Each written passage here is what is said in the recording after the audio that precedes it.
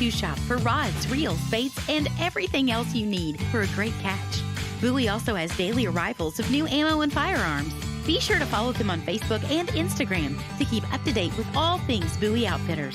Open Monday through Saturday, 10 a.m. to 6:30 p.m. and now Sundays from 11 to 5. Bowie Outfitters, everything outdoors. 8630 Perkins Road. Many people are injured and can't afford to get the treatment they need because insurance companies won't pay until the case is closed. I'm attorney Spencer Callahan. I'd like to help. Spencer Callahan is the one to see. Call 387-2323. Offices in Baton Rouge. 104.5 WNXX Jackson, 104.9 KNXX Donaldsonville, and WDGL HD2 Baton Rouge. This hour is brought to you by Spencer Callahan Injury Lawyers. Sí, very intrigued by the Dan Le Batard Show on ESPN Radio. I'm just scrolling through box scores on my computer, and all the games say Browns, Ravens, Bengals, Chargers. Right. Eagles football team. It just says football team. Right. That's all it says. It looks like a typo. It looks like your computer's not working. The Dan Le Batard Show with Stu Gatz. Weekday mornings at 10 on 104.5 ESPN Baton Rouge.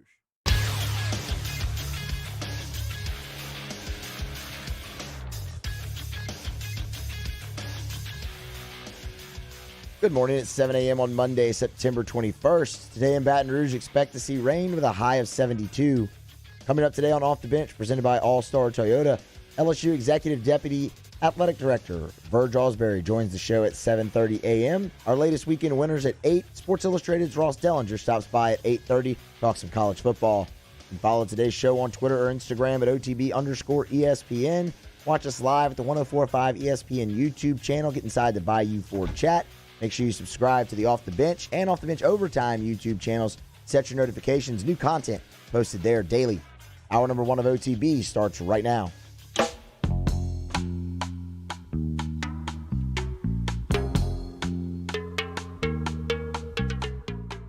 All-Star Toyota presents Off the Bench with Jordy Collada and T-Bob Hebert.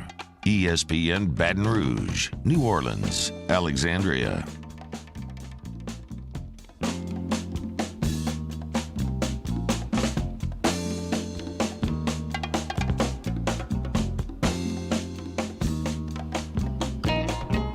Off and at it off the bench, 104.5 ESPN Baton Rouge, 100.3 ESPN Radio in New Orleans, 94.7 ESPN Alexandria, always online at 104.5 ESPN.com. Good Monday morning to you. We got football to talk about. SEC football, it's game week. Ed Ogeron's meeting with the media today because he plays Mississippi State on Saturday, 2:30 inside Tiger Stadium. We're getting you set up for that here on Off the Bench. Verge Ausberry, Deputy Executive Director of Athletics from LSU in his regular Monday spot every week. That conversation with Ausberry going to be brought to you by our friends over at Capital Partners Firm. If you need government representation, get in touch with Jesse McCormick and Daryl Cahoon. 8:30 this morning, we'll talk more college football. Ross Dellinger will stop by. Recap last weekend. Ragin' Cajuns with another win. They are in the top 25. They stay in the top 25 with an overtime victory. We'll tell you about it coming up inside of your weekend winners. We got weekend winners. 8 o'clock this morning. Good Monday morning to you, big fella. Feeling great, man. Like you said, it is both simultaneously game week and game day today. Right? I mean, you get to watch the Saints take on the Raiders and Monday Night Football Day in Las Vegas in a brand new stadium. Then you turn around, you ingest that, you enjoy the NFL week that was, and then you look forward to the SEC week that will be. 2:30 on CBS, Ed Ogeron, Mike Leach, Bo Pelini, and the defense against Leach and the Pirate offense. KJ Costello. I mean, there's so many threads at play. What a week if you're a Louisiana football fan. And this from Adam Schefter yesterday, at Adam Schefter, or he tweeted this 13 minutes ago. The Atlanta Falcons are the first team since 1933 to lose a game despite scoring 39 points and having 0 turnovers. Up until Sunday, the team that had done that was 440-0. Yeah. Atlanta Falcons now the first team. That should help your Monday morning out here in South Louisiana. Here are your headlines on this Monday, game day, September 21st.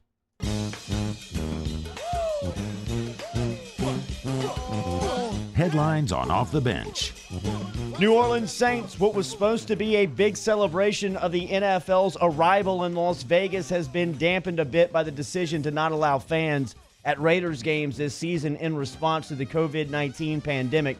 But a national audience will be tuned in as the Las Vegas Raiders open up their new stadium against the New Orleans Saints in front of an empty $2 billion stadium near the Las Vegas Strip. Sean Payton was talking to the media on Saturday, talking about Vegas, COVID-19, and the Saints getting ready to play. Yeah, look, I read the same article, Catherine, and I think that hopefully with what we're doing, this is the only game on the road that we're playing at a hotel that's occupied with other guests.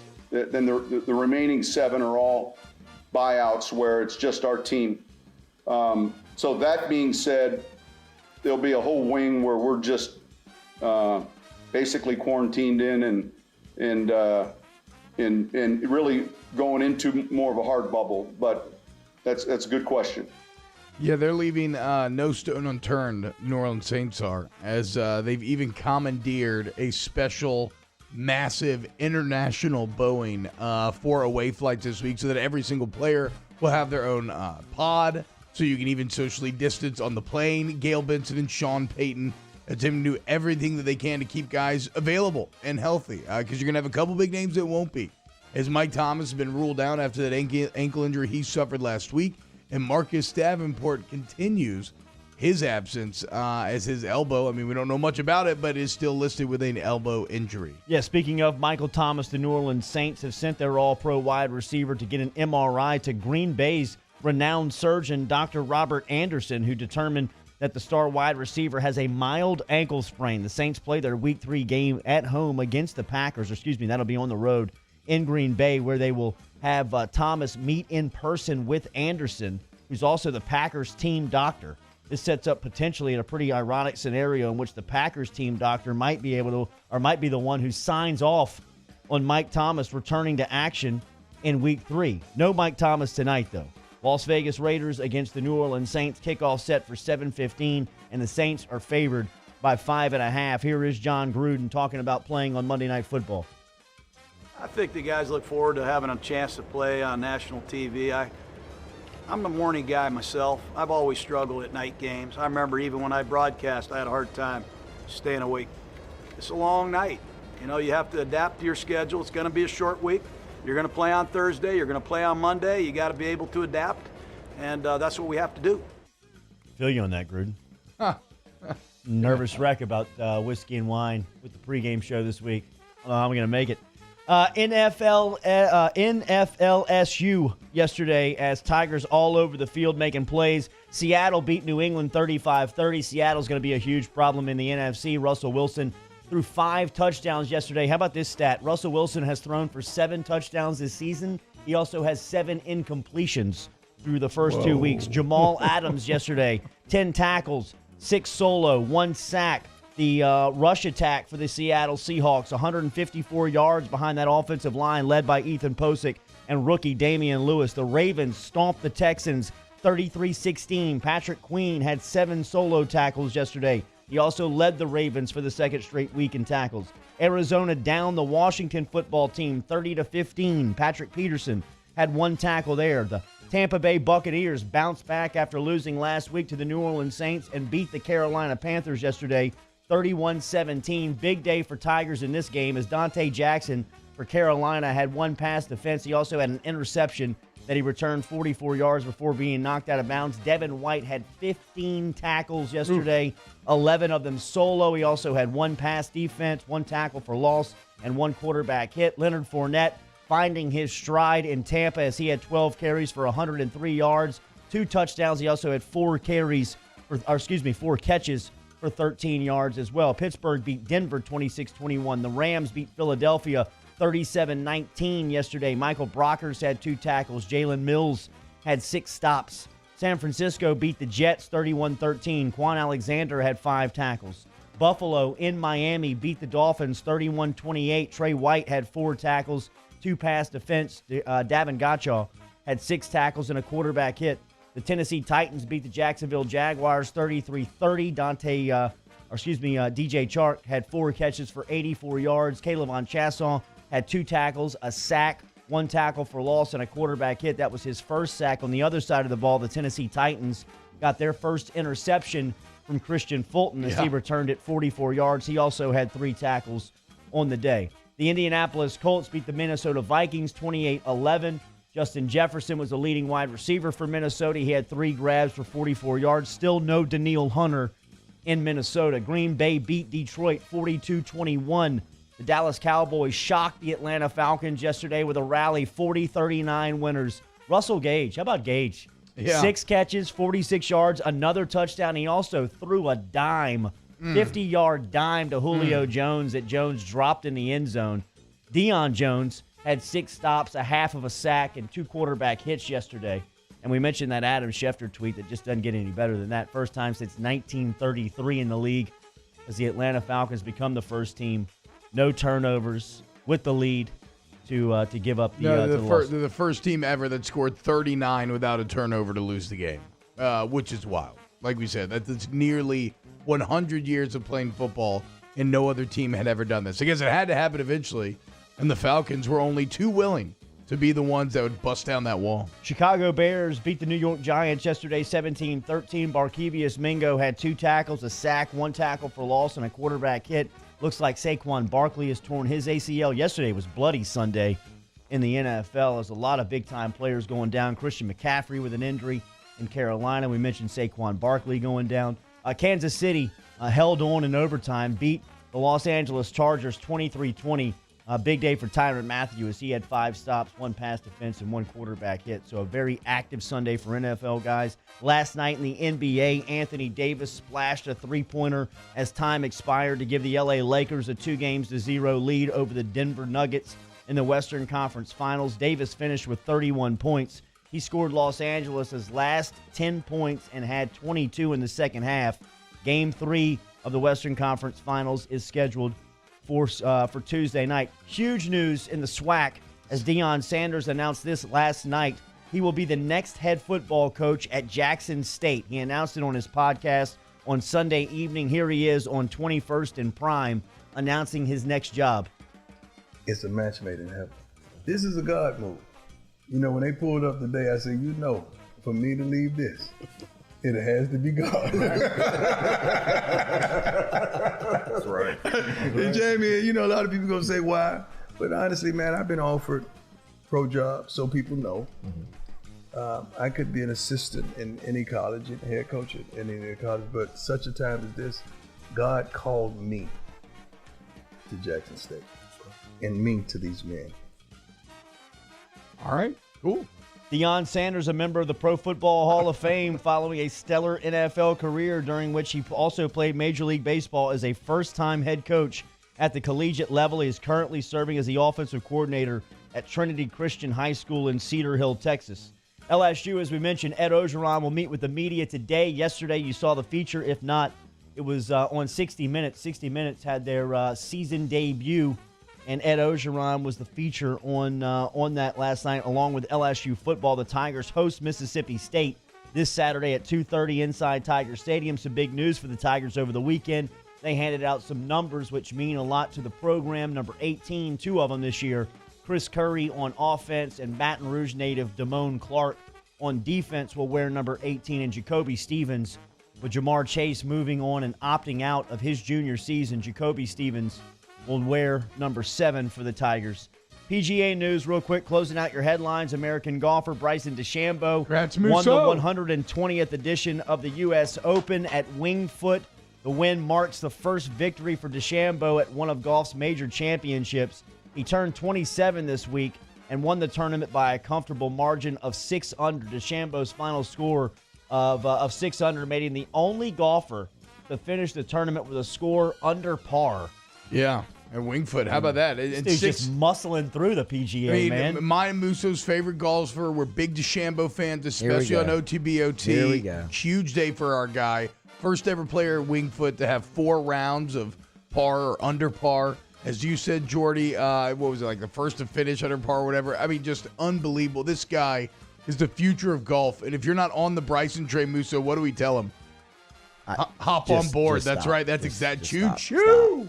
The Masters Tournament, golf's final major of 2020, will be played on November 9th. It'll start November 9th and run through the 15th. Remember, on Saturday, November 14th, Jim Nantz will take it from number 18 or from, what do they call it, Butler's Cabin at Augusta. He'll take it from Butler's Cabin and throw it inside Tiger Stadium for a kickoff between LSU and Bama. Those are your headlines that's trending here. How good is DeChambeau going to look in the green jacket, dude? On off the bench. Hell yeah. We'll talk to Verge Osbury coming up in 15 minutes. LSU had their final scrimmage of fall camp on Friday night. Osbury was in Tiger Stadium. We'll ask him what he saw. Speaking of Tiger Stadium, it will be the backdrop of week number 1 for LSU as they host the Mississippi State Bulldogs. Ed Ogeron will tell the media all about it at noon today. We'll start the preview coming up here on Off the Bench.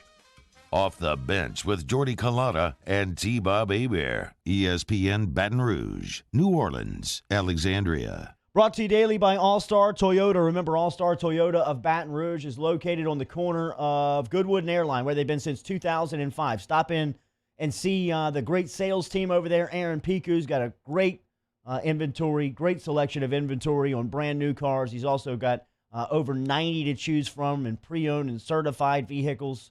All-Star Toyota of Baton Rouge. Remember, check them out online, allstartoyotaofbatonrouge.com. Allstartoyotaofbatonrouge.com, allstartoyotaofbatonrouge.com. Remember those September deals I'm always telling you about. If you want that Tundra, you want to get that Toyota truck of your dreams right now, 0% APR financing for 72 months. Go in and take advantage. Maybe you think that's what you want, though, and you go in and you can see you want something else. The point is, over there at All-Star Toyota, they have great deals on all their vehicles. They have a super wide selection. Whether you're looking to buy Toyota certified used vehicles or maybe you want to buy new. Either way, they can guide you through the process beginning to end. They're the best. Go to allstartoyotaofbatonrouge.com today. Tune in Thursday night as Gardner Minshew and the Jacksonville Jaguars host Ryan Fitzmagic Fitzpatrick and the Miami Dolphins. The NFL lives on 104.5 ESPN Baton Rouge.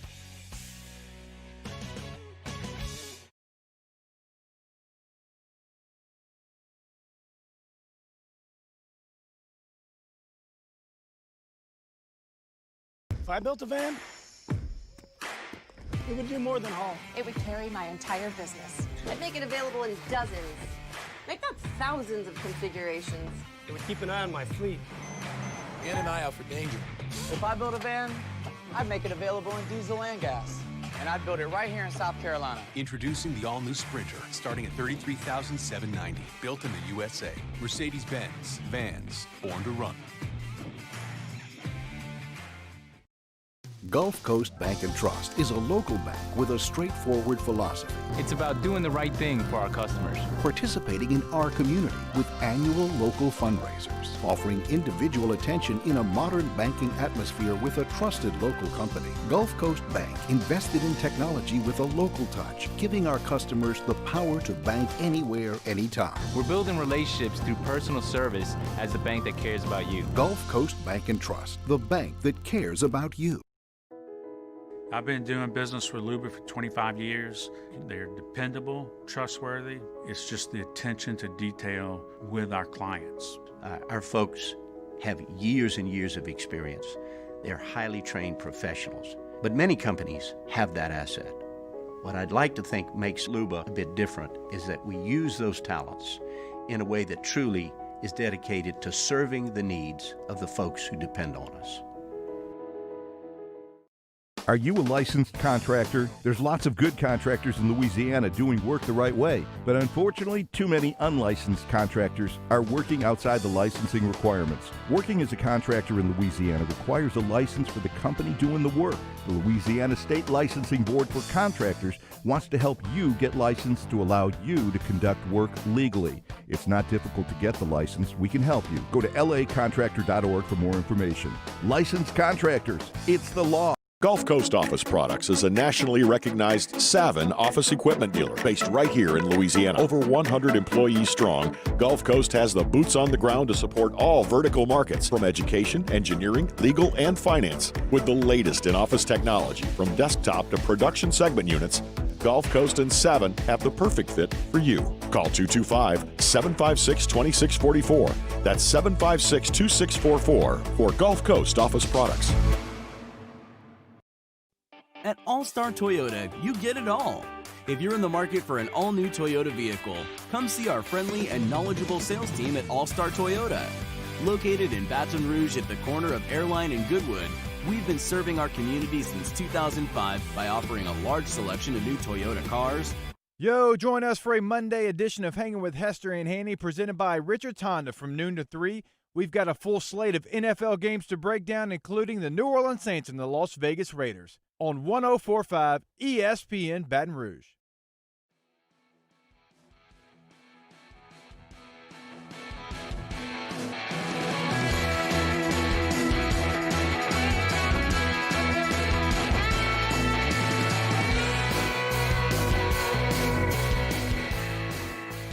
All-Star Toyota presents Off the Bench with Jordy Collada and T-Bob Hebert. ESPN Baton Rouge, New Orleans, Alexandria.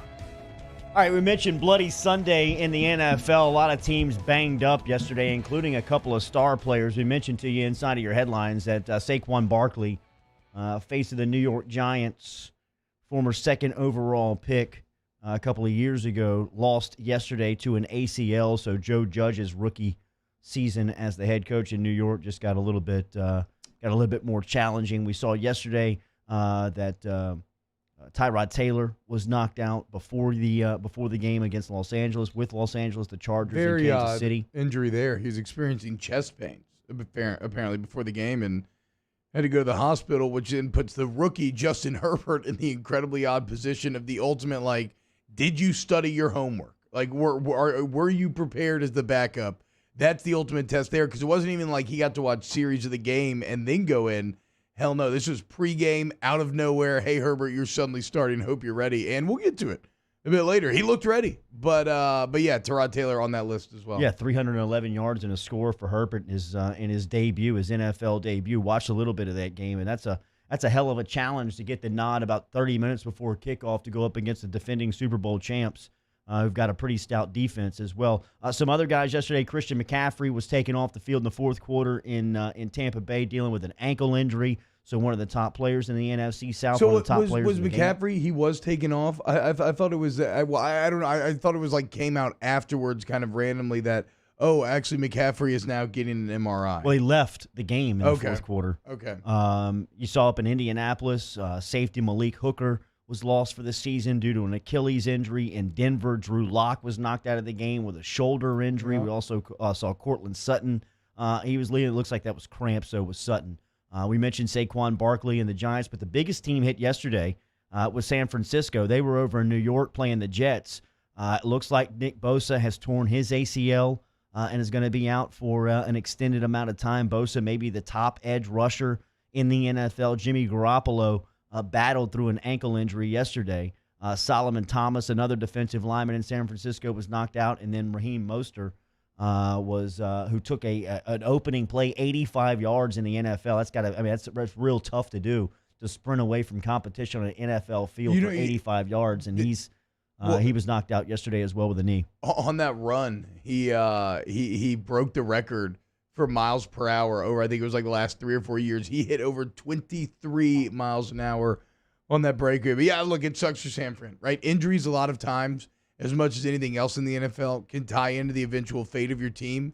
And, bro, you look at that NFC West right now. Yeah. The Rams look damn good. What about Arizona? Obviously, the Seahawks look like Super Bowl champs. And, yeah, Kyler Murray in Arizona.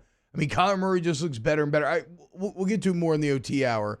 But when you look around the NFL, you look at how, bad Kirk Cousins has gotten with Diggs gone, how much better Josh Allen is now with a true number one in Diggs. I look at the difference in Deshaun Watson without Hopkins. I look at the difference in Murray with Hopkins. Like, the value of a major number one elite wide receiver in today's game, I think it holds so much more water in terms of wins and losses than we thought that it did just a couple of years ago. And it's why in tonight's game, in this Monday night game, trying to replace the elite guy, the number one guy, the guy that I I've said multiple times that I think is better than anybody trying to place Mike Thomas. Can the Saints do it when there's examples littered all over the rest of the NFL of teams really struggling to overcome that sort of absence? If you felt it over the weekend, the weather is starting to change. If you need help with your heating service or your air conditioning, electrical company, get in touch with Baton Rouge's top-rated AC heating and electrical company. That is AccuTemp. Give them a call this morning at 351-0252. That's 351-0252. You can get all the information online at AccuTempBR.com. It is a full experience you get over at AccuTemp. They want to make sure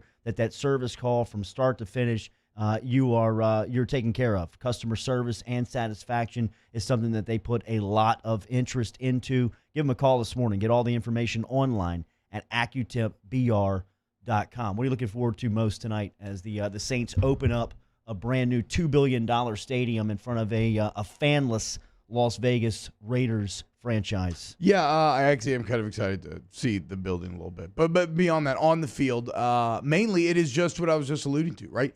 Who steps up in the absence of Mike Thomas and threatens the defense? I think, like I said last week, like Kamara and Cook are big options. The guy that I keep going back to, I have to wonder, what role will Taysom Hill play tonight?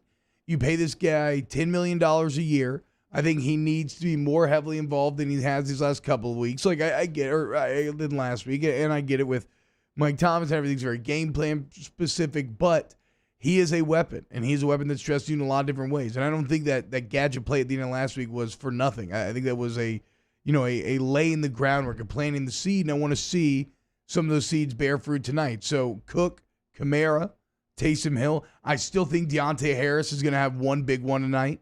I think he's going to have a deep ball somewhere along the way. And can't, look, the Saints team overcame the absence of Breeze last year. Obviously, the question we're all going to be asking is, can they do the same tonight? And then, no Marcus Davenport. Can Trey Hendrickson perform how he did last week in Davenport's absence? Oakland will be in their traditional black tops and silver headgear. The New Orleans Saints are busting out the best uniforms in the NFL as they go with the all-white color rush this evening. Here is John Gruden talking about defending Taysom Hill. It's a sophisticated problem because of all the things he can do. In my lifetime, I don't remember a quarterback that can throw and run read options and then line up at tight end. This guy's a weapon. He's a special teams demon. He can be the personal protector on the punt team. He's a great football player. A lot of guys call it, he's a football player. This guy's a football player. He can play anywhere on the football field. And you got to be aware of number 7 because he can ruin the game. And they have a great package to keep us off his scent. You just can't prepare for him for anything. He's a football player. Are you kidding me? We have got to cut some of that up and use it for drops this year. You could give me a Jacoby Stevens big play. Give me a Gruden football player drop. He's so good. All throughout the year. that's gold. You can take the man out of Monday Night Football. Yeah. You can't take the Monday Night Football out of the man. I enjoyed the 2 press conferences of his that I got to We'll see him. We'll see him on Monday Night Football tonight. But he is, outside of the kind of funny vernacular, he is correct there, right? That is exactly... I like how he described it as trying to get a scent on him. You can't get a read on which direction he's going or what he's going to do because he can do so many different things. And Jordy, you're starting to see it echoed around the league. Did you see these Jalen Hurts packages that the Eagles have put in? I did. So they're doing similar things. We all know how the Panthers and Saints got in a fight over Tommy Stevens, who's kind of viewed as potentially somebody that could do some same things. Seems a little petty at this point. Yeah, but it always is going to be. Anybody who's acting like he was going to have a huge role to play, I don't think that was the point. But the point is that other teams are starting to realize the value in this, and tonight could be a statement for said value. Also, let's just look at division standings. I know it's early, but this is a golden opportunity for the Saints to take a commanding lead in that NFC South. But the Falcons and Panthers fall. So they're now both 0-2. So that 2-game lead is huge here immediately if you're to win tonight. And then even though Tampa Bay won, you still have the head-to-head. You beat them, you have the tiebreaker. And so, yeah, it's I know it's early. But like I said, you are in firm control if you manage to get this win tonight. Sean Payton was talking about Emmanuel Sanders and how he's stepping up here with the absence of Mike Thomas out. Yeah, I think he's, number one, he's experienced, and he's picked up the playbook. We keep looking for ways that uniquely fit his skill set to get him the football. And I would say yes to some. We have some young players on this team that are at the receiver position, and generally speaking, you know, the guys that have been in the league a little bit longer can help those guys out. His transition, being in his first year here, obviously is picking up what we're doing, and he's done that well. So, you know, he is one of those guys that they look up to, and he's got a real good feel for playing the position, and I think that that helps when it comes to talking with younger players. Saints 5.5-point favorites tonight for the 7:15 kickoff. You can catch all the action on Eagle 98.1. Yeah, I guess now that I'm thinking about it, people may be listening and wondering why I didn't mention Emmanuel Sanders in any of that. I don't know why, man. I'm not sold that he's going to have the super big impact tonight. I could be off base, certainly, and that's why we'll wait and see. But I'm not sure that he is the most important piece to making up for Mike Thomas's absence. You've got questions around LSU football kicking off their season this Saturday. Verge Alsbury, who is the Executive Deputy Director of Athletics, can answer those. Get them inside the huddle. We'll get them answered next, as Verge Alsbury is a Monday staple with us. In fact, there is now support on the Monday conversation with Verge Alsbury. That conversation with Verge is brought to you every week by Capital Partners. Our friends over at Capital Partners, Jesse McCormick, Daryl Cahoon, Cheryl McCormick, and the crew. If you need government representation, whether you're a business or an individual, get in touch with them at Capital Partner, Capital Firm, Capital Partner, LLC.com. Yeah, it's Capital something. Verge Alsbury next. Off the Bench with Kalata and T-Bob. Brought to you daily here on Off the Bench by AccuTemp. Our guys. Central Plumbing Company, centralplumbing.org, online, centralplumbing.org, 925-8552. You need residential or commercial plumbing services? Central Plumbing Company can help you this morning. They're online at centralplumbing.org. Remember, if you need a generator, a full-service generator, you need it sold to you, installed, that can happen today at Central Plumbing Company. Call them, 925-8552. CentralPlumbing.org, CentralPlumbing.org, 925-8552. An easy number to remember, an easier experience to experience. When you're talking about Central Plumbing taking care of your plumbing issues, everybody's licensed, bonded, and insured. You know who's coming into your home. Flat rate price structure means no surprise or hidden fees. The warranty gives you peace of mind after the work is done. They do sell and install home generators. If you want that for storm season, Central Plumbing has your back as well. Go to centralplumbing.org, centralplumbing.org. Saints coverage, Chiefs, Cowboys, Thursday night, Sunday night, and Monday Night Football. From the opening kickoff to the playoffs and the Super Bowl, the NFL lives on 104.5 ESPN Baton Rouge. At All-Star Toyota, you get it all. If you're in the market for an all-new Toyota vehicle, come see our friendly and knowledgeable sales team at All-Star Toyota. Located in Baton Rouge at the corner of Airline and Goodwood, we've been serving our community since 2005 by offering a large selection of new Toyota cars, trucks, and SUVs.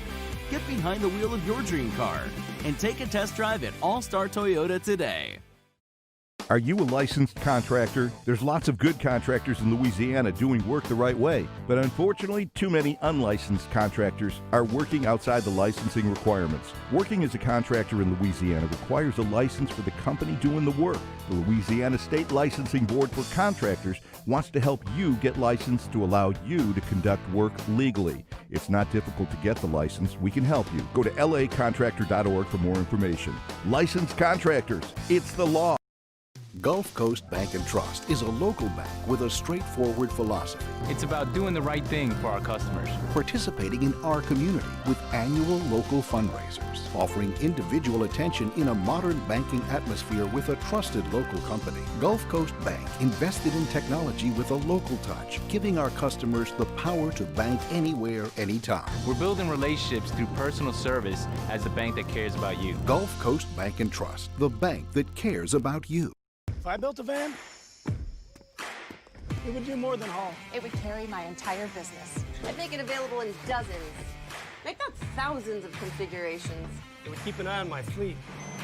And an eye out for danger. If I built a van, I'd make it available in diesel and gas. And I'd build it right here in South Carolina. Introducing the all-new Sprinter, starting at $33,790. Built in the USA. Mercedes-Benz. Vans. Born to run.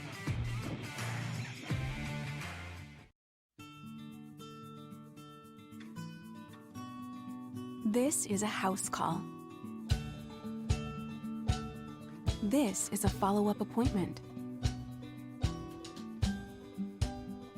This is a diabetes checkup. This isn't just more convenient care, it's more advanced care. This is innovating healthcare at Louisiana's #1 hospital, Ochsner. ServiceMaster Elite create clean, disinfected work environments. As a local business, we take pride in serving the New Orleans and Baton Rouge areas. Our cleaning protocols follow CDC and OSHA standards for healthcare settings, offices, senior living, restaurants, and industrial plants. Contact ServiceMaster Elite to get your operation ready for reopening with germ disinfection cleaning. ServiceMaster Elite, the trusted choice in professional cleaning since 1996. To all of our heroes working on the front. Hey, it's Matt Moscona inviting you to join us for Monday's AFR presented by Relief Windows. Game day, Monday Night Football. Saints, Raiders. We're previewing the matchup and recapping your football weekend. So join us 3 to 6, 104.5 ESPN Baton Rouge.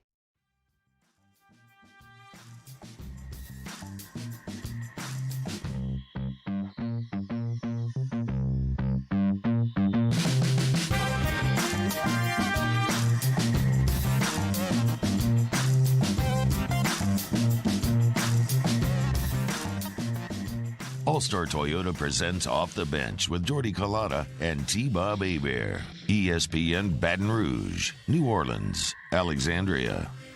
All right, we got lots of football to talk about. Saints play tonight versus Las Vegas. They'll be opening up the brand new $2 billion stadium just off of the Vegas Strip. The New Orleans Saints, as we said, 1-0 going into tonight's matchup.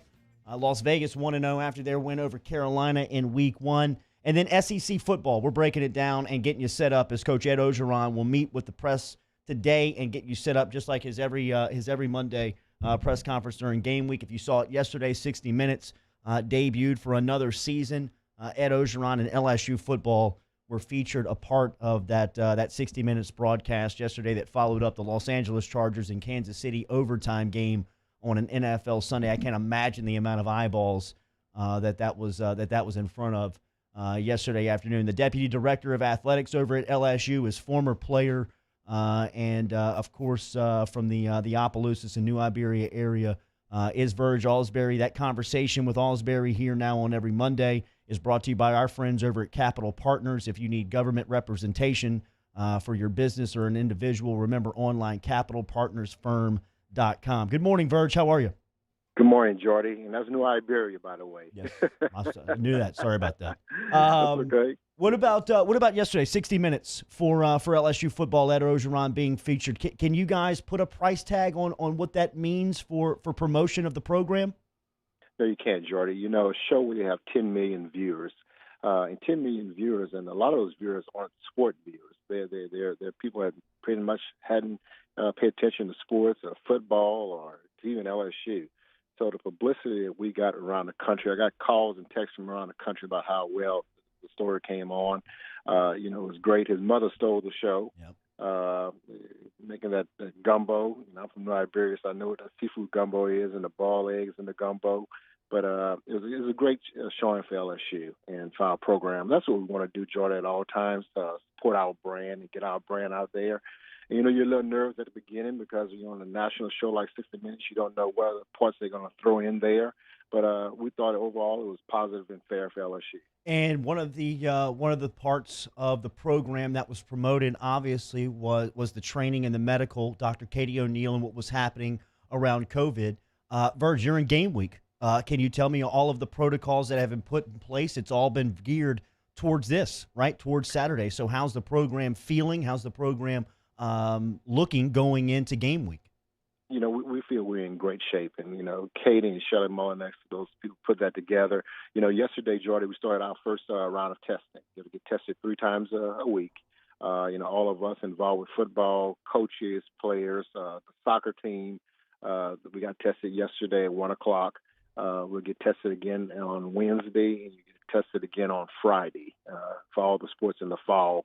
And volleyball will be coming on pretty soon also, and they start in 2 weeks. So that was the first part of this process. But we feel we're in great shape. The process went well. It's the independent testers that every SEC school has to work with. And it went really fast. I got my test, got swabbed in the nose, and, should be getting all our results back today. Verge, what about some of the numbers that were handed out over the weekend? If we're just talking about LSU football news, number 7 given to Jacoby Stevens, 18 going to Chris Curry and Damone Clark. I want to focus on Clark real quick. That feels, if you would have said a year ago that Damone Clark would be wearing 18, I don't think a lot of people would have ever seen that coming. So what did he do in this offseason to be given that honor? It's leadership. You remember I was on one of your shows earlier this year, and I said, I mentioned his name. Yeah, you did. I said, Damone Clark. I said, watch him be one of the guys that Coach O and the captains of the team vote on to wear that number.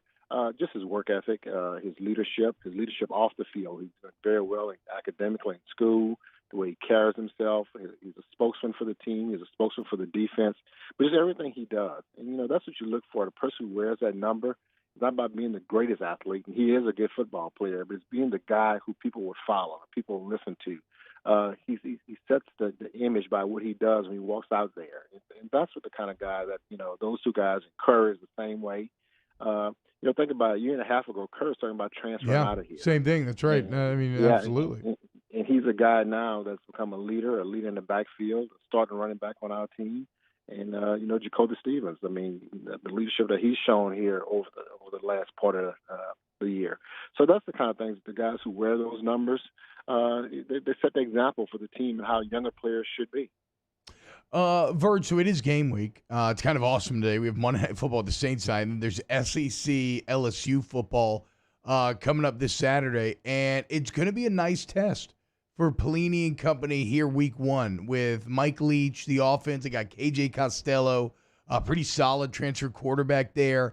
What do you think the biggest challenges are going to be defensively for LSU this weekend? I think we're going to be okay. Mike Leach will try to spread us out. And, with the offense we run now is very similar to what everybody else is running, that spread offense.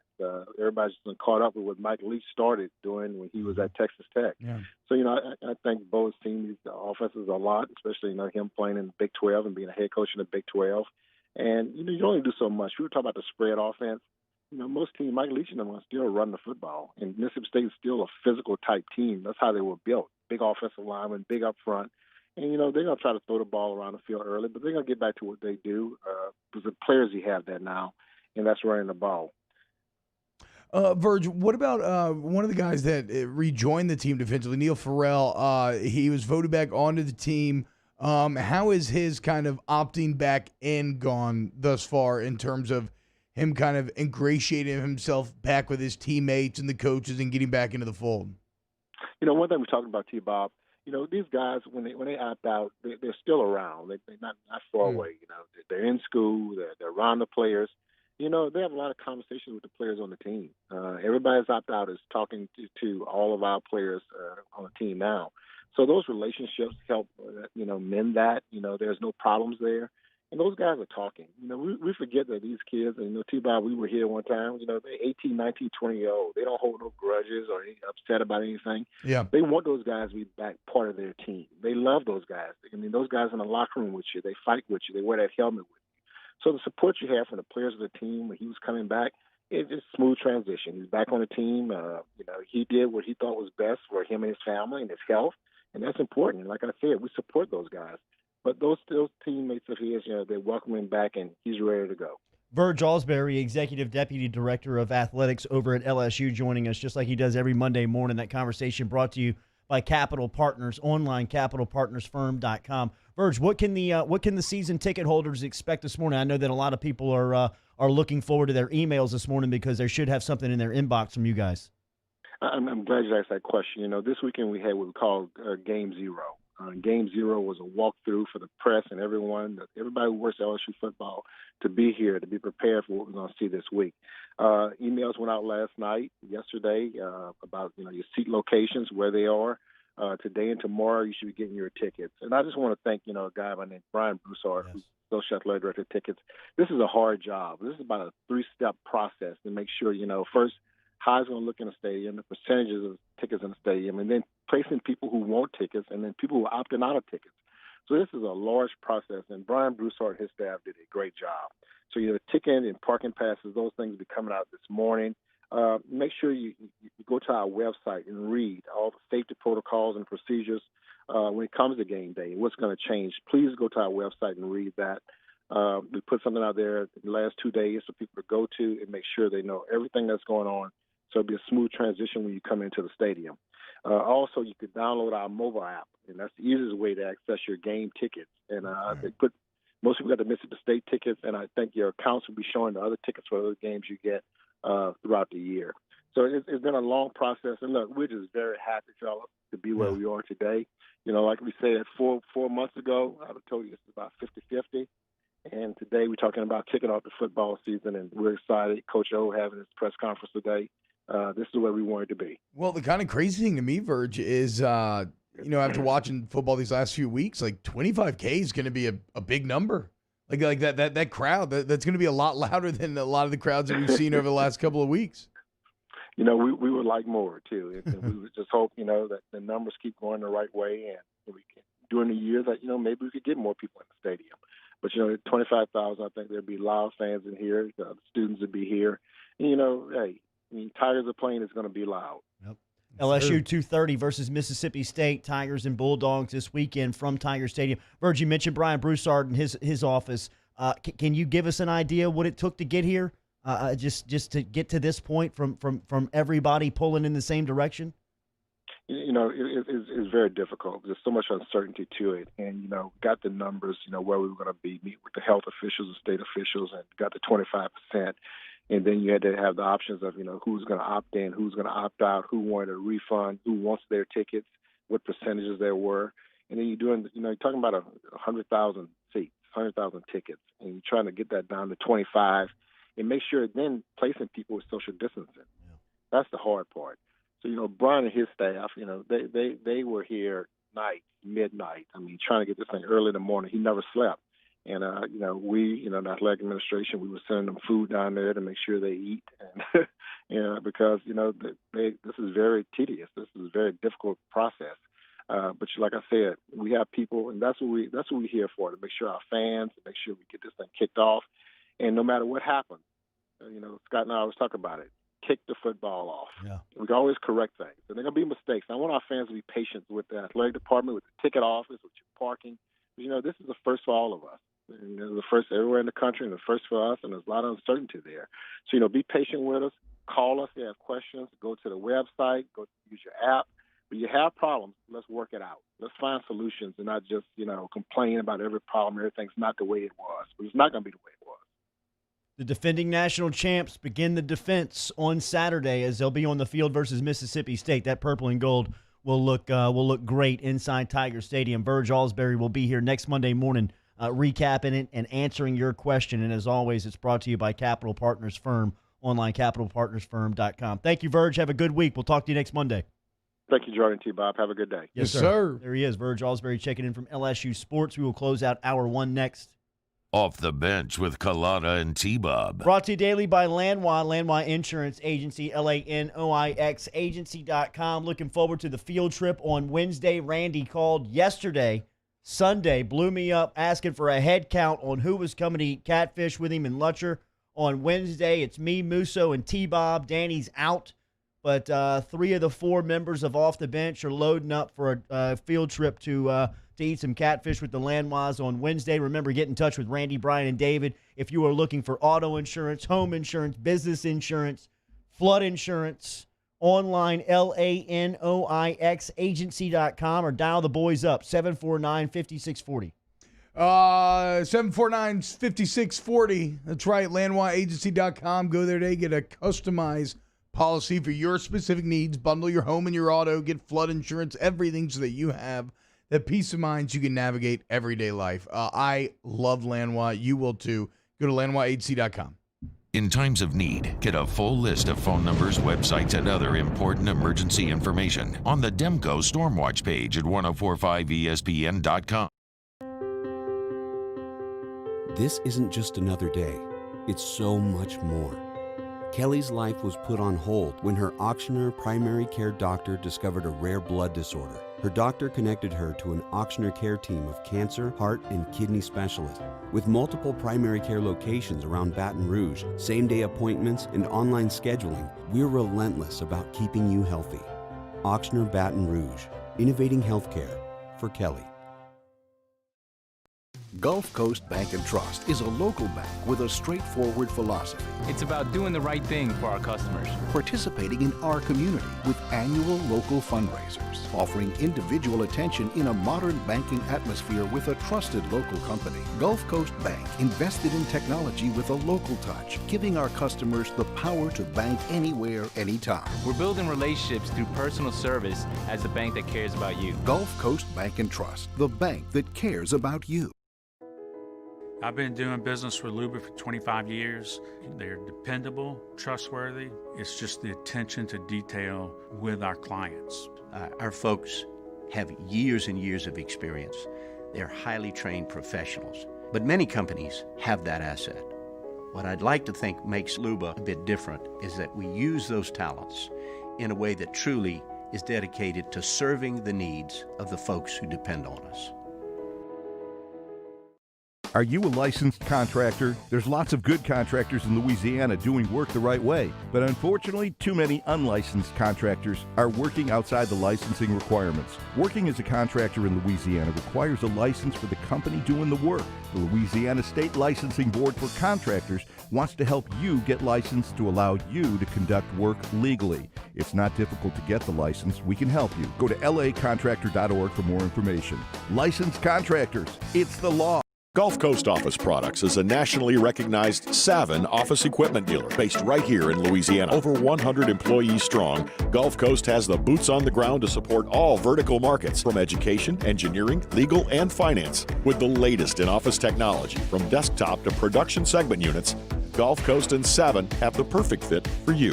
Call 225-756-2644. That's 756-2644 for Gulf Coast Office Products.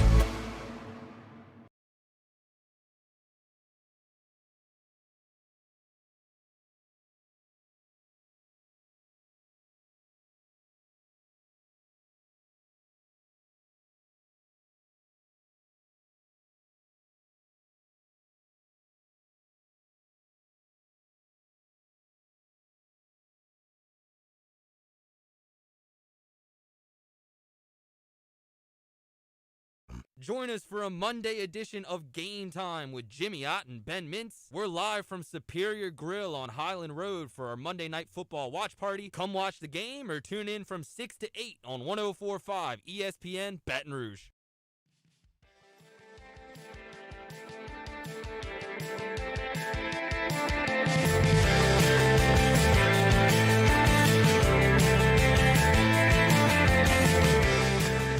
All-Star Toyota presents Off the Bench with Jordy Collada and T-Bob Hebert. ESPN Baton Rouge, New Orleans, Alexandria. Covered a lot of ground on the Americans this weekend. Did a lot of TV watching. Hell yeah, it's fall time, baby. A lot of lounging this weekend with the rain, the gray skies. I was tempted to light a fire. It's about actually. I would have said it's acceptable. That was good sipping by the fire weather this week. Everything really was. Everything weather-wise is it's graded on a curve, right? And the Louisiana curve dictates that 80 degrees is like the equivalent of like 50 and 60. And it wasn't in as other much places. as in the temperatures. It was the wind. It was windy out on Saturday. I mean, if you stepped It's got a little outside, bite felt, to it. Yeah, absolutely. It's funny. It actually like legitimately couple of does. logs? It legitimately does feel like to our just sun-soaked bodies. Like even this morning when I came into work, I was like, "Oh man, I need a jacket." And like probably other people are like, "What are you talking about? It's like 70 degrees still." But no, it's fantastic. Hell yeah! I mean, the football gods seem to be smiling on us right now with this weather rolling in right as Tiger Stadium's beginning to open up this Saturday. I feel that it's a very good omen. I hope that I'm not misreading the portent. We got some weekend winners coming your way here in a couple of minutes on Off the Bench. We'll start off the second hour just like we do every Monday here with your winners. We'll talk college football with Ross Dellinger coming up at 8:30. The Cajuns, Billy Napier and the crew, another win over the weekend as they were down against Georgia State. They had to force overtime. They won in overtime. Who's done a better job of taking advantage of the lack of huge games than UL has? Nobody. I feel like their profile has rocketed up these last couple of weeks. They've been in really nice time slots on channels that they normally wouldn't be on, and they've made the most of it. How about Portnoy of Barstool Sports? What did he put? He put down 40K on the Oklahoma State Tulsa over. That over-under was at 66. That score was, like 13-7 or something by the end? So he put 40K on that. Tulsa's defense is salty. I want to say he then put an additional 20 to 30K on Georgia State to win. No. Yeah, immediately turned around, threw that down. I think during the game he threw another 10K on Georgia State. Oh, Lord. So cocky he was feeling. And Napier and the Cajuns getting it done, man, earning that ranking a bit. So, yeah, it's like not only are they playing well, but then they've been on stages visually they've never really been on. And so, yeah, there's a lot of juice there, man. It was like that was the game that I watched Saturday. It felt like a trap spot. It felt like a Yeah. trap. I mean, after last week and the win against Iowa State in Ames, all of the attention that they got throughout the week, they were ranked for the first time. They were ranked for the first time since like the 30s. I actually didn't watch any Miami Louisville. I don't remember even like what I was doing at the You time. didn't miss much. I think I was playing like Catan or drinking games or something. Yeah, I missed the first ranked matchup of the year. Cajuns ranked for the first time since 1943. Wow. So, I mean, you talk about dealing with some pressure. I mean, it was their first ever. Yeah, exactly. And they're coming off of their first ever road ranked win, going up and beating Iowa State. So, congrats to Billy Napier, man. I mean, I'm excited to talk to him about it. A hell of a job by the Cajuns, and thank you for the entertainment these last couple of weeks. I also was really enjoying Oklahoma State almost blowing that game on Saturday. I just wish they could have followed through and found a way to lose it. Remember, Hour 2 coming at you. We will talk. We will start you off with weekend winners. We'll talk to Dellinger about some college football coming up at 8:30 as well. Hour 2 coming at you. All-Star Toyota driving us to it. Champ saying they played terrible Saturday. I think you're missing the point. The point is like sometimes you have those days, and the majority of the times you fall flat and you lose, and they found a way to come back and win, which speaks volumes. Hour 2 next. Off the bench with Kalata and T-Bob. Daily brought to you by Ochsner. Remember the sports medicine program over at Ochsner. 3 locations, New Orleans, Baton Rouge, North Shore, and Covington. Doesn't matter if you're a professional athlete, a weekend warrior, somewhere in between, an ancient athlete. If you're down and out, the Ochsner Sports Medicine Institute has what you need to get you back in the game as quickly and as safely as possible. Over there at Ochsner, their sports medicine specialists are equipped with depths of experience, latest diagnostic imaging technology, and cutting-edge rehab equipment. With evidence-based practices and thoughtful strategies, they can get you back on the field, in the pool, in the gym, and on the court in no time. Online, Ochsner.org. Ochsner.org, Ochsner.org. Ask about Ochsner Performance Training. Get you bigger, stronger, faster. The latest techniques for increasing speed, quickness. So whether you're an ancient athlete or something like that, whether you're a high schooler, they're going to maximize your physical potential with Ochsner Performance Training. Also, there's no place you want to go for medical care. They go to Ochsner.org, Ochsner.org. At All-Star Toyota, you get it all. If you're in the market for an all-new Toyota vehicle, come see our friendly and knowledgeable sales team at All-Star Toyota. Located in Baton Rouge at the corner of Airline and Goodwood, we've been serving our community since 2005 by offering a large selection of new Toyota cars, trucks, and SUVs. Get behind the wheel of your dream car and take a test drive at All-Star Toyota today. Gulf Coast Bank and Trust is a local bank with a straightforward philosophy. It's about doing the right thing for our customers. Participating in our community with annual local fundraisers, offering individual attention in a modern banking atmosphere with a trusted local company. Gulf Coast Bank invested in technology with a local touch, giving our customers the power to bank anywhere, anytime. We're building relationships through personal service as the bank that cares about you. Gulf Coast Bank and Trust, the bank that cares about you. This is a house call. This is a follow-up appointment. This is a diabetes checkup. This isn't just more convenient care, it's more advanced care. This is innovating healthcare at Louisiana's #1 hospital, Ochsner. If I built a van, It would do more than haul. It would carry my entire business. I'd make it available in dozens, if not thousands of configurations. It would keep an eye on my fleet. And an eye out for danger. If I built a van, I'd make it available in diesel and gas.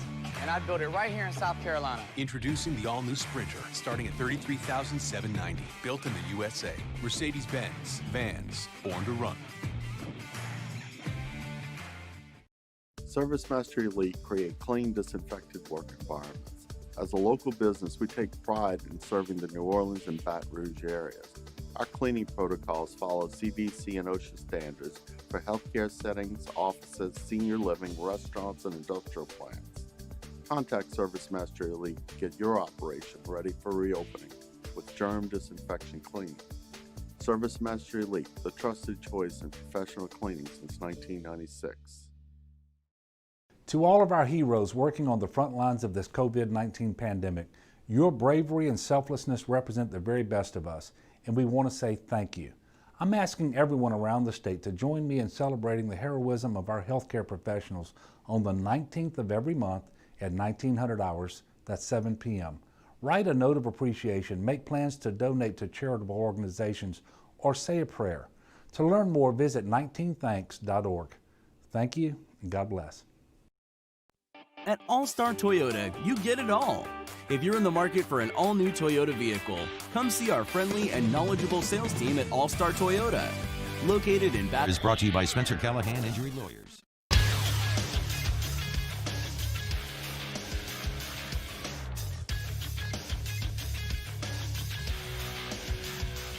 Good morning. It's 8 a.m. on Monday, September 21st. Today in Baton Rouge, expect to see rain with a high of 72. In case you missed hour one of the show, you can catch that up at the on-demand section at 1045ESPN.com, brought to you by Carriages. Coming up in hour two, we give you our weekend winners, and Sports Illustrated's Ross Dellinger talks college football at 8:30. You can follow today's show on Twitter or Instagram at OTB_ESPN. Watch us live at the 1045 ESPN YouTube channel. Get involved there with the Bayou Ford chat. And make sure you subscribe to the Off the Bench and Off the Bench Overtime YouTube channels. Set your notifications. New content is posted there daily. Hour number 2 of OTB starts right now.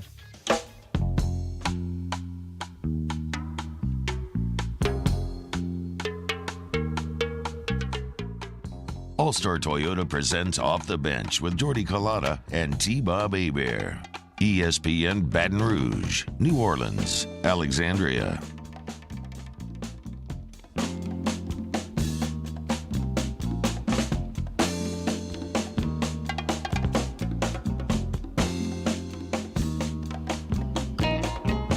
Hour two off and at it off the bench, driven and powered by All-Star Toyota, ESPN Baton Rouge, New Orleans, and Alexandria.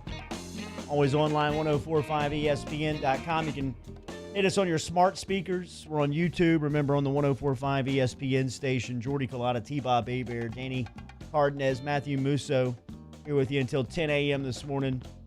Hour one, Verge Osbury, Deputy Director of Athletics over at LSU, was giving us what to look for this weekend as the Tigers will host their first regular season college football game of the year coming up on Saturday. Be a 2:30 start inside Death Valley. LSU will host Mike Leach in Mississippi State. Ross Dellinger will talk college football with us just like he does every Monday coming up here at 8:30. Sports Illustrated's lead college football writer Dellinger will stop by off the bench every Monday morning, recap the weekend, give us some storylines to look ahead to. Ed Ogeron will meet with the media today at noon. And as always, you can hear it at 1045 ESPN Baton Rouge, just like you do every week live. Pre-game coverage starting this week on Eagle 98.1, getting you set up for LSU Mississippi State. It'll be early whiskey and wine originating from Don Juan Cigar Bar on Saturday afternoon. You can come out and join us for a drink and a smoke. Looking forward to that spot, man. Yeah, sure, it's going to be great. That's just crazy what Whiskey Wine turned into. It's awesome. Yeah. Very happy for y'all. Who'd have thought of it? Companion show. Who'd have known? Going to go down this Saturday, though. What? Also, so 2 hours before the game, me and was going to do the scoreboard show that we did last year. Sucks. And then on Saturday, then right immediately afterwards, I guess he'll leave or something, go to Don Juan's, I don't know. And I'll stay in studio, though. We're going to hang out. We're going to watch the game live. We're going to be drinking. We're going to have a ton of fun. You're going to have a lot of stuff that it directly correlates to the game. Come hang out. The companion show is going to be awesome this Saturday. Nice. Every Saturday. Little pregame there for the Whiskey and Wine audience. Yeah, I guess so. Little tune-up act. Yeah. We appreciate it. Yeah. Weekend winners every Monday right here on Off the Bench. Here's the latest idea. edition. That Whiskey and Wine's a great idea. Told you. That's how winning is done. That's right. Wish I We would can't have have thought anyone freak out out there, okay? You had a chance to jump We've got aboard. to keep our composure. We've got too far. I'm by winning. I win here and I win there. Now what? Are you doing what it takes to win a championship? Wow, winning. Well, then I guess there's only one thing left to do. What's that? Win the whole thing. I got a couple. We talked about UL. The Raging Cajuns are obvious weekend winners for them prevailing and coming out on top after the overtime win versus Georgia State, 34-31. Elijah Mitchell went for $164, including the winning touchdown in overtime. Number 19, Louisiana Lafayette stays undefeated. They'll host Georgia Southern on Saturday. Raging Cajuns, obvious weekend winners. I got Austin Peay, though, from the Ohio Valley Conference. Their season is already over. They've played 3 weeks, and they're shutting it down, and they collected a lot of money. They played a couple of money games. So as we sit here and talk now, it's September 21st. The season actually finalized on September 19th. Game 1 for Austin Peay was the only FCS game that they played. They lost because all of their long snappers were absent due to COVID-19 precautions. So they start 0-1. Game 2 is a paycheck game. They lose 55-0 with a 20-minute second half with the clock running there to get the game over quicker. And then Game 3 on Saturday was another paycheck loss, 55-20. They scoop up over $1.5 million for just 3 weeks of play. They're 0-3, Austin Peay. Their season is over, but they're weekend winners. Yeah, look, if it's going to go that badly, at least get the money that you need to continue down the way, right? They did that. My first weekend winner would be people who dislike Kirk Cousins. I mean, watching Cousins flame out has just been spectacular fun. Sunday was one of the worst outings I've ever seen out of a quarterback, one of the worst stat lines I've ever seen. I think he finished the game 11 of 26, 113 yards, 0 touchdowns, 3 interceptions. At the end of the game at one point, I think he got some yards to change this, but he had, or maybe it was like garbage time TD, but he had -3 fantasy points in the fourth quarter. Kirk Cousins, the Vikings, they're in trouble. If you don't like Kirk Cousins, you had a good weekend. You like that? Yeah, exactly. My first weekend winner, Justin Herbert, was fantastic. Good call. He was way better than that, yeah. I mean, well, hey, look, 30 minutes before the game, he gets the nod. He goes out there and balls, 311 yards. Shows you he really stayed prepared in the backup role, preparing like he's the starter. And in my opinion, he should be the starter. But head coach Andy Lynn says as long as Tyrod's healthy, he's still the starter, 100%. So I would make, which I can't believe. I would make fun of that soundbite if I hadn't watched Hard Knocks and didn't trust him implicitly. So like I don't care, like whatever Coach Lynn says, I'm riding with. I trust him, but I just don't know how you look at How that do you do that? performance and say this is our rookie. This is the guy we spent all the capital on. Let's continue to develop him. Danny. My weekend winner goes out to the Cowboys special team. I mean, Falcons bailed them out. Just watching the ball the whole way. Like Greg? if you're watching the stream, like literally just watching the ball go down. So, I'm gonna defend the Falcons here. Don't do it. And I'm not saying that they didn't. They blew it, but I'm saying that onside kick. Everybody is approaching that thing with the benefit of hindsight. You are not fully appreciating what it probably felt like to sit on that field and watch something that you have never seen before play out in front of your eyes. They've never seen that. That's like somebody bust down the gates and like a monster's on the other. It was something that your brain has never even comprehended. They kicking it without a tee, this weird almost golf-like pendulum motion of the leg. He kind of curled it like it's a soccer shot by putting that spin on it. Like, they're freaked out. The spin was hypnotizing. They're like, what's going on? What's going on? It's all squirrely. And then next thing you know, it's suddenly gone 10 yards and nobody knows what to do. Just in case you forgot, Adam Schefter tweeted an hour ago, the Atlanta Falcons are the first team since 1933 to lose a game despite scoring 39 points and having 0 turnovers. Up until Sunday, teams had been 440-0 when acquiring that stat line. Yeah, and the only reason why it's 1933 is because that's when you started recording turnovers. So we actually don't know. It could go back even further. There could be even more games where that's the case, but that is when turnovers became an official statistic. My second batch of weekend winners are faces in new places. Shout out to Leonard Fournette and Jamal Adams. Okay. Jamal Adams, through the first 2 weeks of the NFL regular season, is the defensive player of the year, right?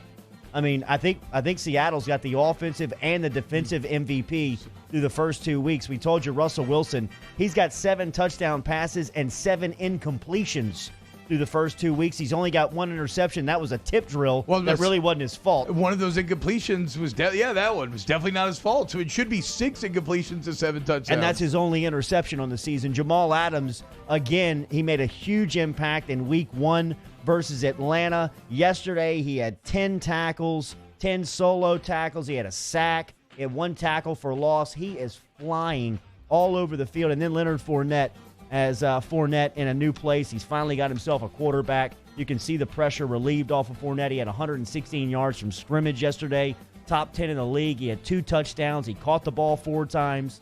There's a huge there's an image after Fournette's 40-yard touchdown run at the end where Brady jogs and trots down and celebrates with Fournette, and Fournette is all smiles being hugged by Brady. It's a great shot just to kind of give you an idea of the relief that has been released on Fournette on the offensive side of the ball, as he is now not the main focus of defenses. Yeah, I mean, look, I know that a lot of those stats were padded with that last, and it was kind of like a garbage time run a little bit.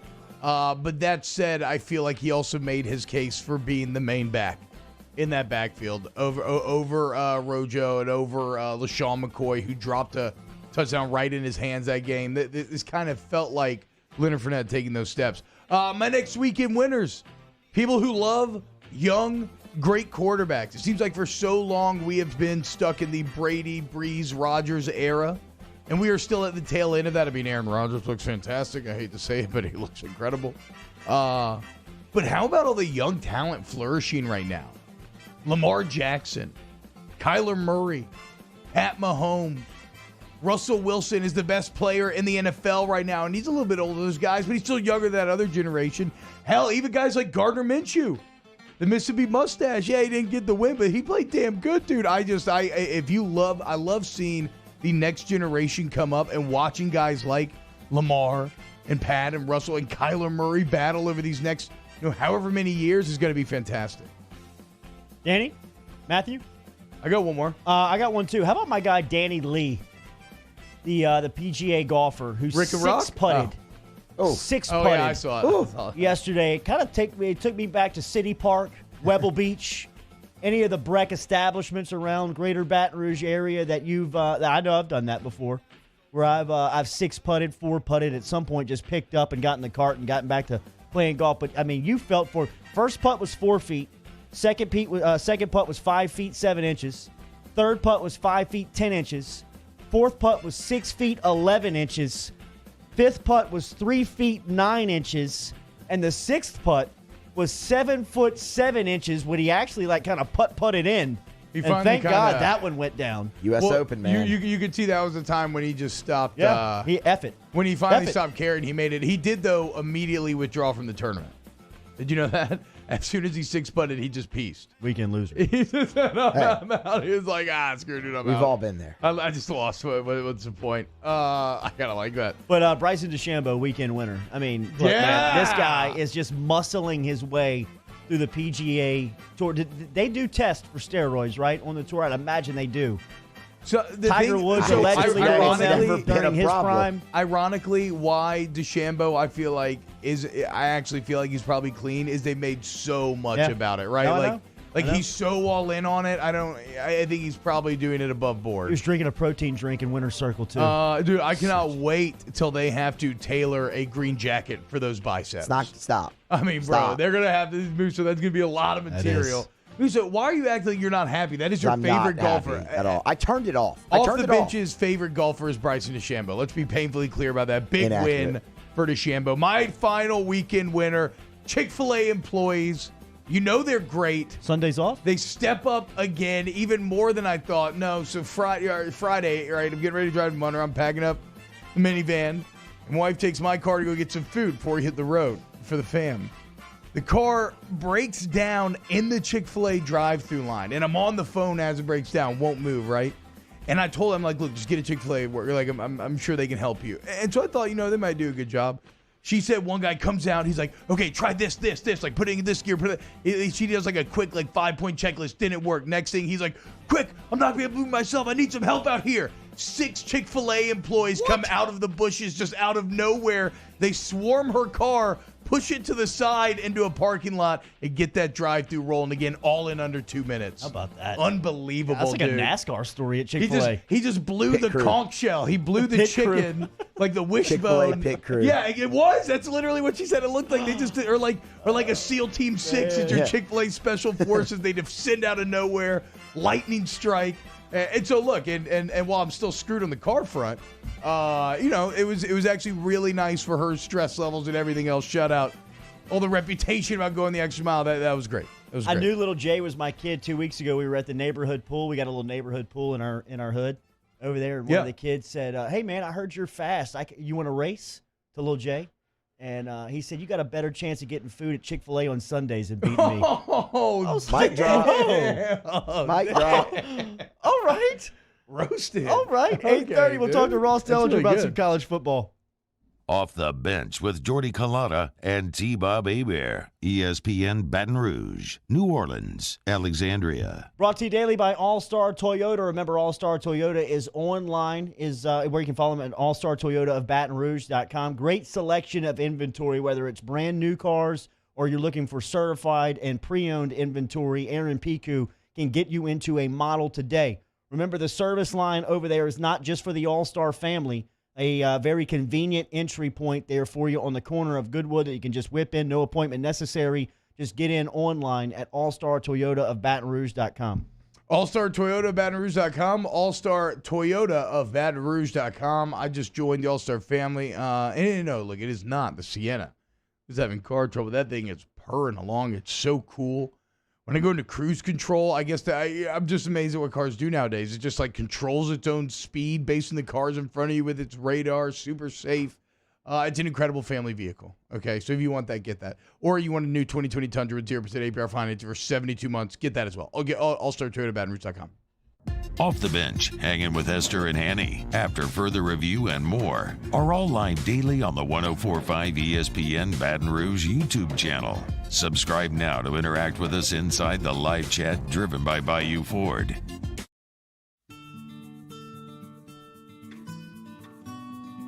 This is a house call.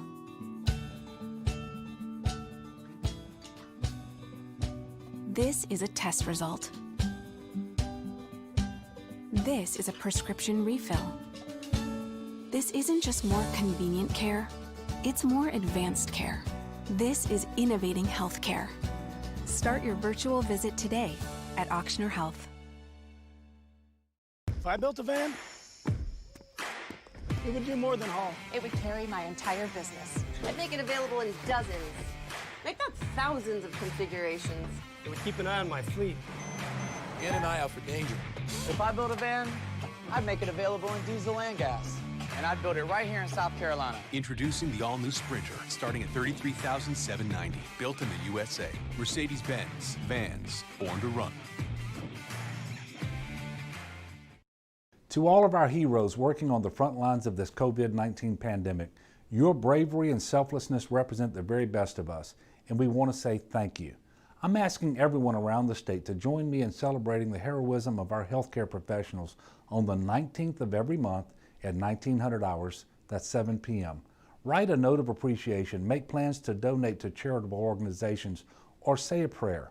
To learn more, visit 19thanks.org. Thank you, and God bless. Gulf Coast Bank and Trust is a local bank with a straightforward philosophy. It's about doing the right thing for our customers. Participating in our community with annual local fundraisers, offering individual attention in a modern banking atmosphere with a trusted local company. Gulf Coast Bank invested in technology with a local touch, giving our customers the power to bank anywhere, anytime. We're building relationships through personal service as the bank that cares about you. Gulf Coast Bank and Trust, the bank that cares about you.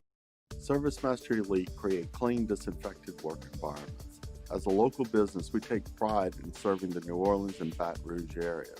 Our cleaning protocols follow CDC and OSHA standards for healthcare settings, offices, senior living, restaurants, and industrial plants.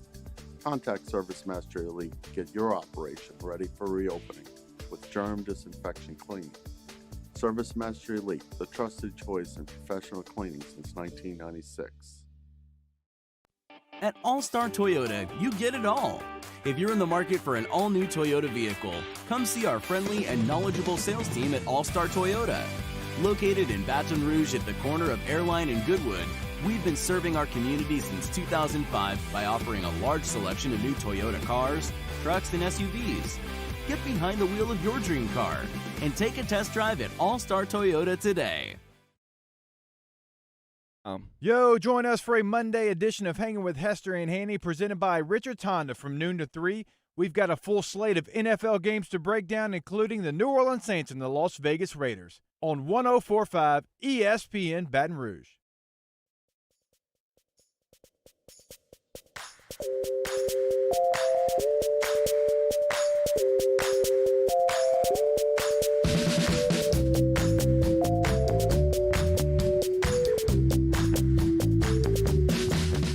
All-Star Toyota presents Off the Bench with Jordy Collada and T-Bob Hebert. ESPN Baton Rouge, New Orleans, Alexandria. All right, through the first 2 weeks of NFL action, a couple of numbers for you. Devin White leading the Buccaneers in tackles with 24 in the first 2 weeks. Patrick Queen leading the Baltimore Ravens in tackles through the first 2 weeks. He's got 17. And Deion Jones leading the Atlanta Falcons as he's got 15 through the first 2 weeks. And I'm sorry if I missed the first. Is Jamal Adams leading the Seahawks? He's got to be.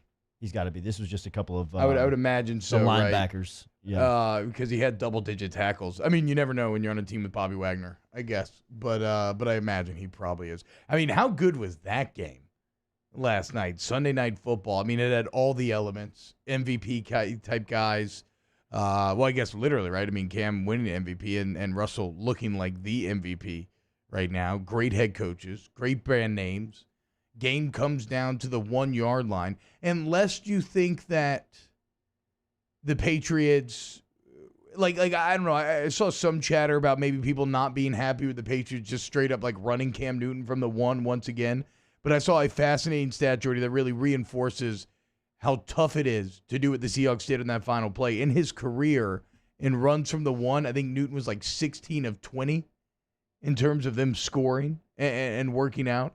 So the percentages, it was a high percentage play from the Patriots. It was just some better individual play from the Seahawks, winning a couple of those battles on the edge and then managing to submarine the big guy. But Cam looks great. Yeah, he does. I mean, New England looks like it's between them and the Bills. I'm not entirely sure who the best team in the East is.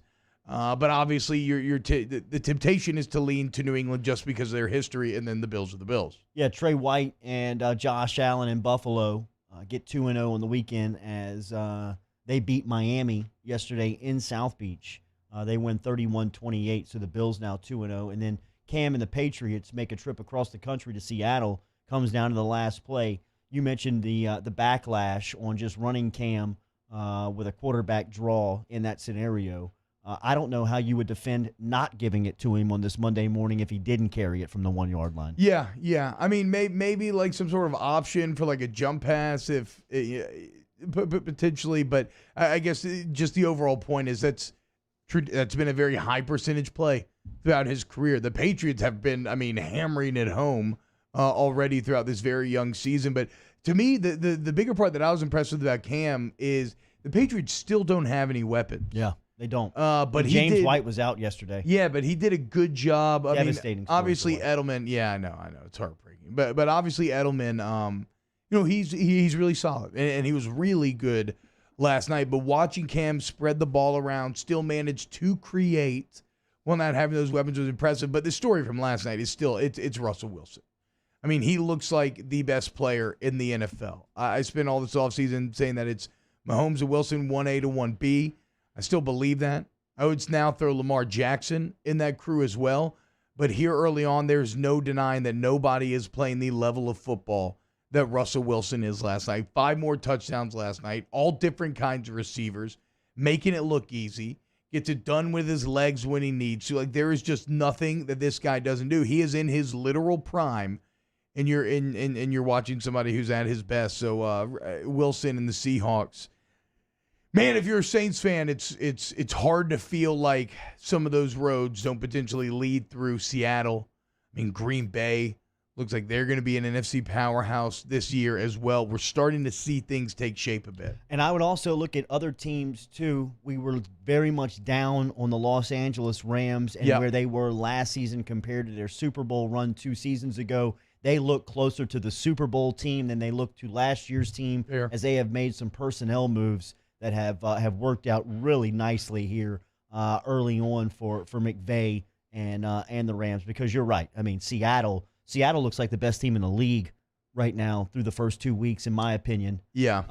If not, with they're the in the addition of discussion. Jamal Adams, it's just crazy. As you said, I mean, you're potentially talking about just through 2 weeks the best offensive and the best defensive player being on the same team. And Green Bay looks phenomenal through the first 2 weeks. Aaron Rodgers looks retro Rodgers. Yeah, it sucks. As he has listened to the offseason criticism and has seemingly been motivated by that, because he looks very much like an older edition of Aaron Rodgers through the first 2 weeks than he has over the past couple of seasons. So it will be a fight in the NFC. That is not to say that the New Orleans Saints can't come out tonight with a tough test against Las Vegas, as Vegas and the Raiders got a nice win week 1 versus Carolina. The Saints will be without Mike Thomas tonight. That means that Emmanuel Sanders is going to have to step up. He was featured a part of the media availability on Saturday as we played a couple of bites for you from Sean Payton. But here was Emmanuel Sanders talking about where he is on his comfort level in the offense through the first 2 weeks. I think my comfort level is probably about at 85. Obviously I wanted to be more, but, not being able to go through OTAs and stuff like that. Obviously, I'll be lying to you guys if I say, yeah, I'm 100% comfortable. But I know week by week I'm going to get more and more comfortable with the personnels and with, the plays and everything. And so, I'm looking forward to this upcoming game to see, if I can get that 85 to 90 and week by week, just like I said, just keep progressing, because, it's not an easy offense. It's an offense it's a reason why they're explosive passing offense, because you move around a lot, different splits, different personnel. It's a lot of moving pieces, and so it can definitely make your head spin. But I'm starting to grasp it more and more. I mean, look, it's Sanders right there. That's kind of why when I was talking earlier, I said that. Ironically, he's not my first name that pops up when I'm talking about who's going to replace Mike Thomas. Maybe he'll do so most directly, given the fact that he plays wide receiver, but the timing still isn't fully there with him and Breeze like it is some of these other cats. More from Sanders yesterday, talking about more on his comfort level. Not so much. That's Drew's job. My job is to know the personnel, and then from there I know what position I'm playing, and then from there I know the route. And so for me, I don't have to know what everybody is doing. So how I study is I study the personnel, and then I study where am I at in that personnel and what do I need to do, and that's that. But like I said, we got so many different personnels in the first game. We're subbing in and out, and we don't have the same luxury that we have in practice to be like, oh, you in or you not. It has to be a smooth transition, and so I'm getting adjusted to that. And I think that you can only prepare for that during the games. One more. This is from John Gruden on Saturday, part of the media availability leading into Monday night's game versus Las Vegas and New Orleans. Here's Gruden talking about the Saints defense. Well, they have a great scheme. Number one, like I said, Dennis Allen does a great job. They got corner blitzes, double corner blitzes. They got a 3-down package where they cover everybody up. They got every coverage known to man. They have excellent perimeter defenders. So when you do pick up a blitz, you're throwing at Lattimore, Janoris Jenkins, you're throwing at Malcolm Jenkins. They got a great post safety.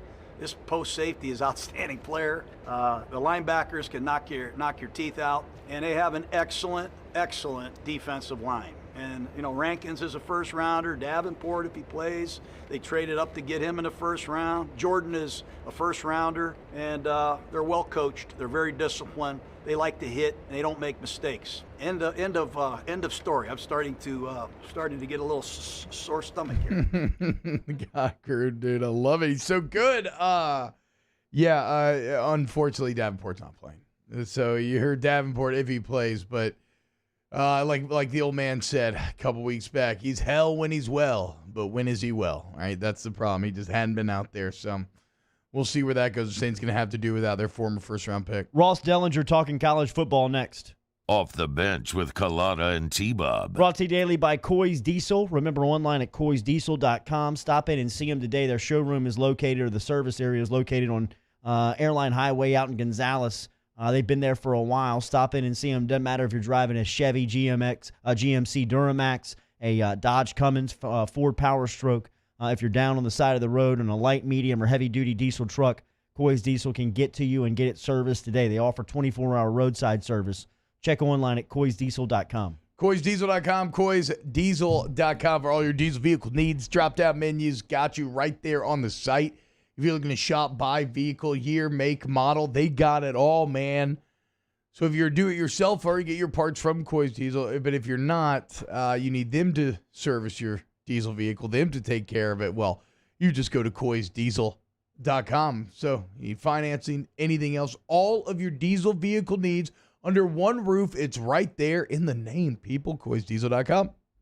Our listeners fire off their opinions on the jimsfirearms.net hotline at 499-1045. Keep listening for your next chance to shoot us your thoughts with the jimsfirearms.net hotline on 1045 ESPN Baton Rouge. If I built a van, it would do more than haul. It would carry my entire business. I'd make it available in dozens, make not thousands of configurations. It would keep an eye on my fleet. In and eye out for danger. If I built a van, I'd make it available in diesel and gas. And I'd build it right here in South Carolina. Introducing the all-new Sprinter, starting at $33,790. Built in the USA. Mercedes-Benz. Vans. Born to run.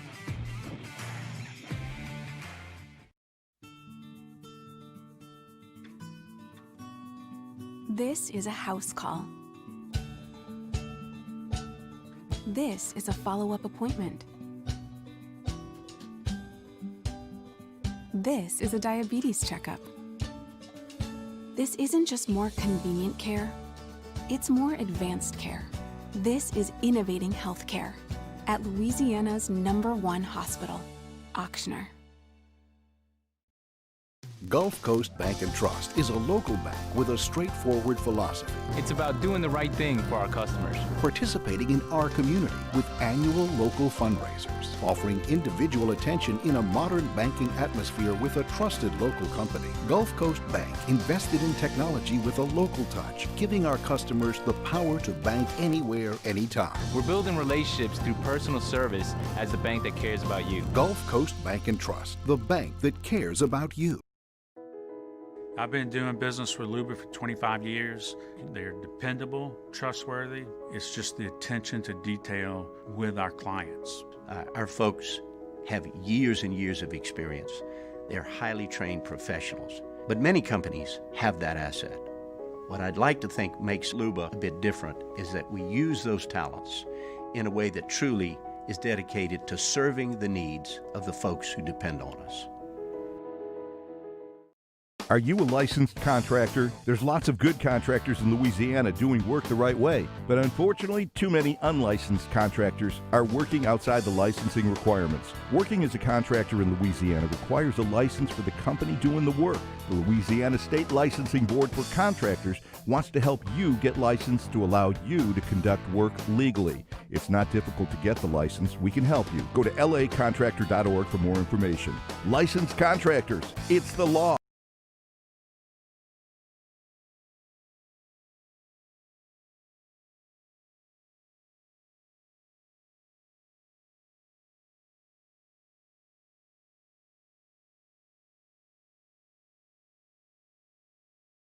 Cooper Jr. for Dory and Mel Saturday mornings at 8 on 104.5 ESPN Baton Rouge. Carter Plantation, a David Tom signature golf course. Book your tee time today at carterplantation.com.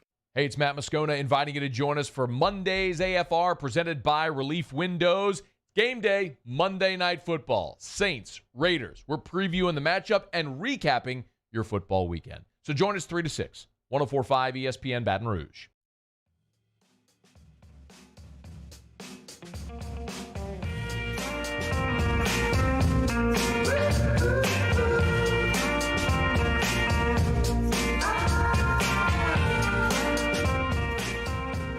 All-Star Toyota presents Off the Bench with Jordy Collada and T-Bob Hebert. ESPN Baton Rouge, New Orleans, Alexandria.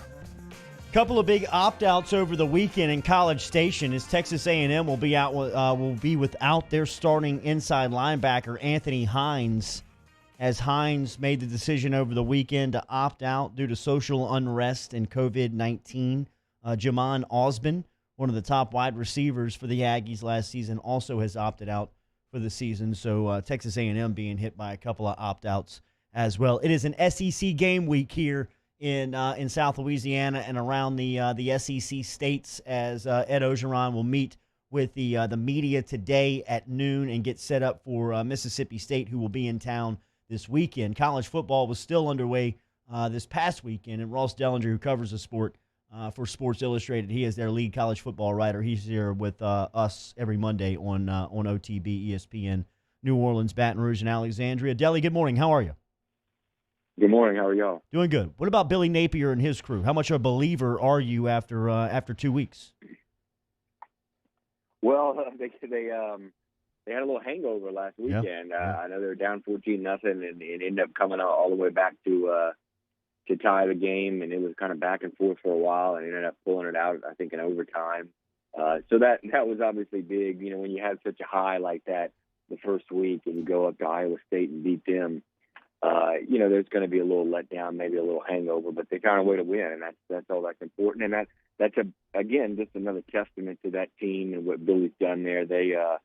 He bypassed a lot of big jobs this past off season to stay there in Lafayette, partly because he knew that he was going to have his best team. And I think they're on their way to a 10-11 win season.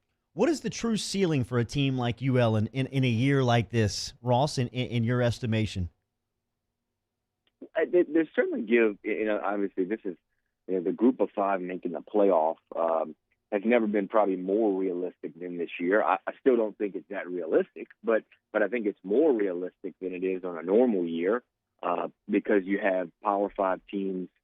Well, first of all, some of them who haven't even started playing, and others who might not play a full schedule, and so you have some holes a little bit. And the big thing for the Cajuns right now is that they need Iowa State to do really well. They're going to need Iowa State to win a lot and pull some big upsets, and of course they're going to need to go undefeated. That's the recipe, and even all of that might not get them into some kind of playoff consideration because you're going to have one loss, Power 5 teams that are probably going to jump in.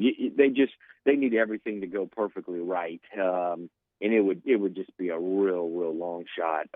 Now a team like some teams like UCF, maybe a little different. They have a little tougher schedule. They have probably more Power 5 teams, though I don't know that for sure. But they usually schedule two or three Power 5 teams. I don't know how the pandemic has changed that.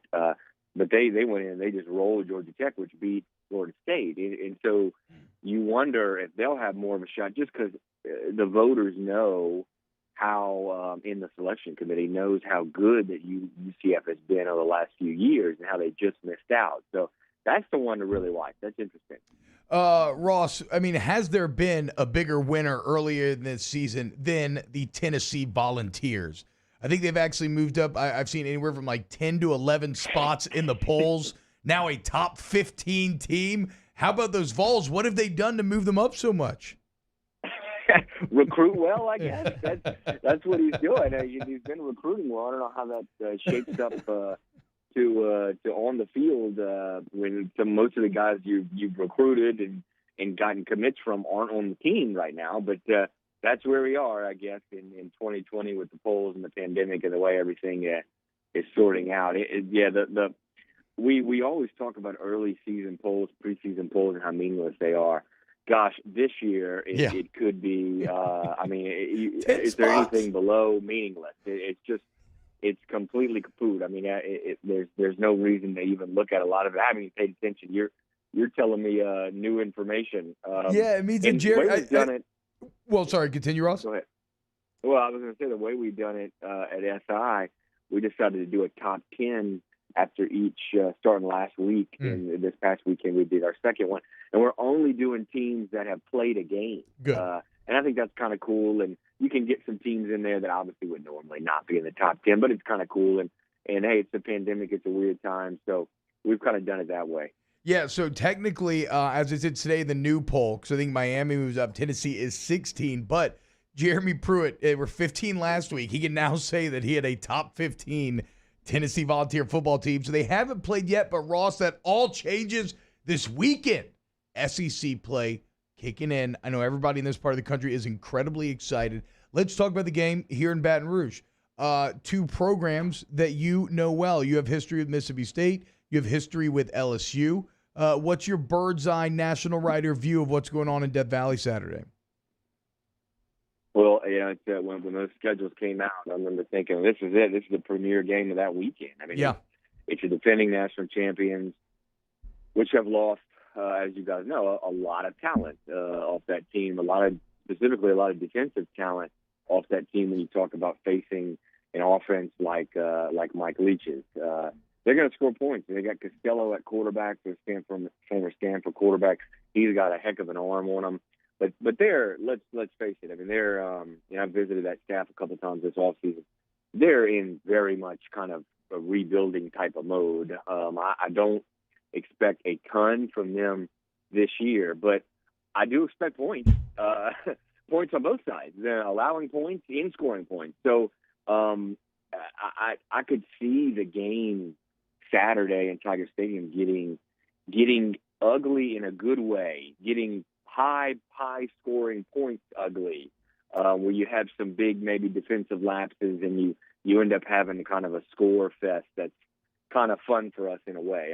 That's kind of how I envision it going. But then again, LSU did lose a lot of talent, but gosh, as you guys know, Ed Orgeron and his staff have recruited so well that I know they just kind of reloaded, and they have Bo Pelini at defensive coordinator. So maybe they'll just completely shut down Leach and company. I just don't necessarily expect that. I do expect some points from both sides, it feels like.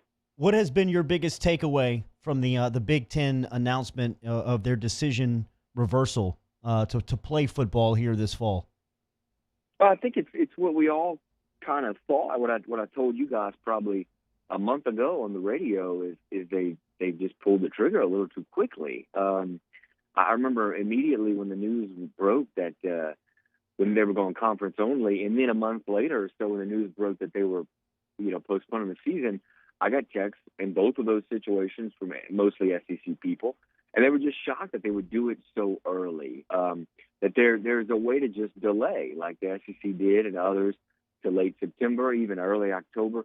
Just push everything back a little bit, slow down practice, show a little patience. So I think what we all thought at the time was a quick trigger finger was indeed a quick trigger finger. They probably in a way should have delayed, but there's another side of this, and that side is the Big Ten in the Pac-12 didn't think it was safe, or in the Pac-12 situation couldn't even practice.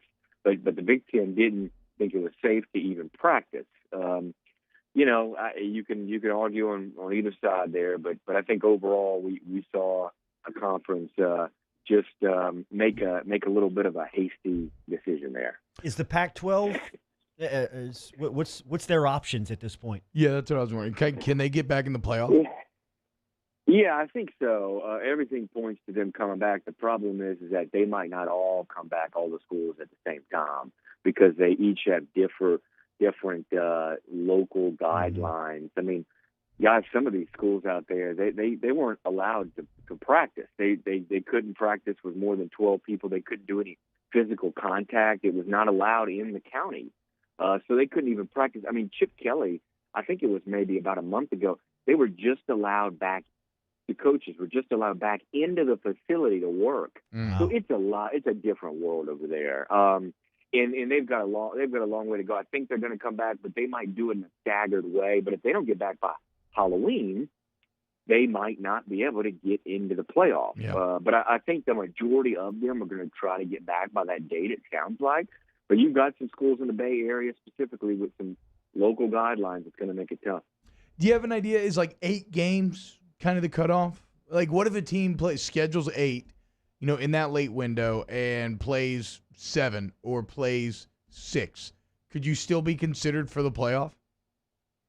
Well, I got it. It would be tough to think that anything lower than 7 games would be okay. Yeah. I would think the minimum number that you'd have to play would be 7 games. I guess it kind of depends on how much everybody else in the Power 5 is playing, which the Big 12 playing on 11 and ACC 11 and SEC 10.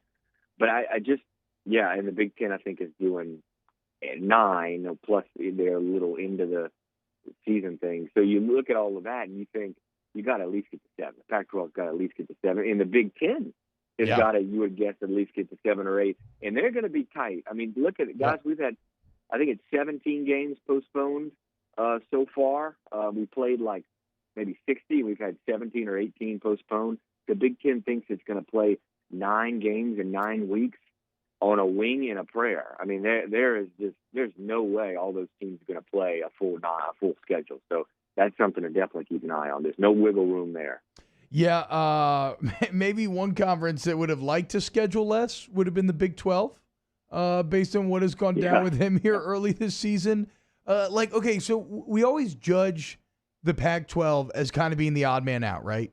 And we judge Notre Dame for getting on these big stages and failing. But if you look at Oklahoma on those stages, and if you look at the Big 12, where are the differences in those other 2 examples? Why does the Big 12 and Oklahoma, why do they continue? I mean, even look at how bad Oklahoma State looked. Why do they continue to get the benefit of the doubt where we all feel comfortable just kind of shuttling the Pac-12 to the side? It probably has to do with that nugget of the college football playoff. The Big 12 does get somebody in. It seems like pretty much every year they have. And Oklahoma's been so dominant and explosive offensively. I think that's probably a lot of the reason why. But you're right. They have had a disastrous start to the season. I mean, some of their better teams are the upper tier, even Iowa State, even Kansas State. I think a lot of people expected a decent amount from. Have lost to Sun Belt teams. It's been quite shocking. And this past weekend, we saw Oklahoma State barely survive. We saw Texas Tech barely survive against an FCS team too. It's shocking. Certainly so far, they're the weak link of the 3 Power 5 teams that have played. And there's an argument to be made, and I think some analysts have made it, that the American Athletic Conference is probably right so far from what we've seen, a stronger option top to bottom. Wow. Kelly, I got 45 seconds. 12, give me something on the record on Deion Sanders taking the Jackson State job. Man, oh boy. When we broke that news last Thursday, guys, I dipped my toe back in the SWAC water, and it's dirty. I mean, I used to cover Jackson State 10 years ago. Ain't nothing changed. People have changed there. Ain't nothing changed. They lied directly to me on the phone. They lied to a bunch of reporters. It was unbelievable. So when I later reported it, I was like, fingers crossed that this deal works out. I don't look like an idiot. So thank God it did. It should be interesting. Hey, you hire somebody like that because he can sell tickets, he can sell jerseys and merchandise, and that's what they need there, man. Yeah. Good stuff, Deli. Enjoy the week, and we'll looking forward to you breaking down SEC football next Monday. Oh yeah, I'll see y'all this weekend, I'm sure. Awesome, yes, Deli back in Baton Rouge. Yeah, it sounds like it did. Wait, so did you know that Deli covered Jackson State? Go to that question. Oh, okay. We will close that hour 2 next. That was perfect. Off the Bench with Kalata and T-Bob. Brought to you daily here on Off the Bench by Donaldsonville Glass and Body, DGBauto.com, 415 Division Street. My guys. T, go ahead. So I told the Chick-fil-A story, right? So car gets broken down, and that sucks. What really sucks is, as I said, I was packing the minivan to then hit the road for a road trip. So we're in a bad spot. We got a car out there in the wild, can't move it. We got time. We're on a time crunch. We got to move. You know what I did? I called Donaldson Glass and Body, and Nick Frederick drove over to Baton Rouge, picked up that car in his brand new tow truck, and then brought it back to DG&B. And, well, we're figuring out the damages. It may be rip time, but we'll see. But the point is, I needed help back against the wall, car in a really bad spot, and DG&B showed up and took care of it for me. That's what they do. They are there to serve you. If you get in an accident, remember, they'll come up, pick it up, fix it, drop it back off to you. Go to dgbauto.com today. We opened up the playbook and expanded our coverage. Listen daily in high definition on 98.1 HD2. We are 104.5 ESPN Baton Rouge.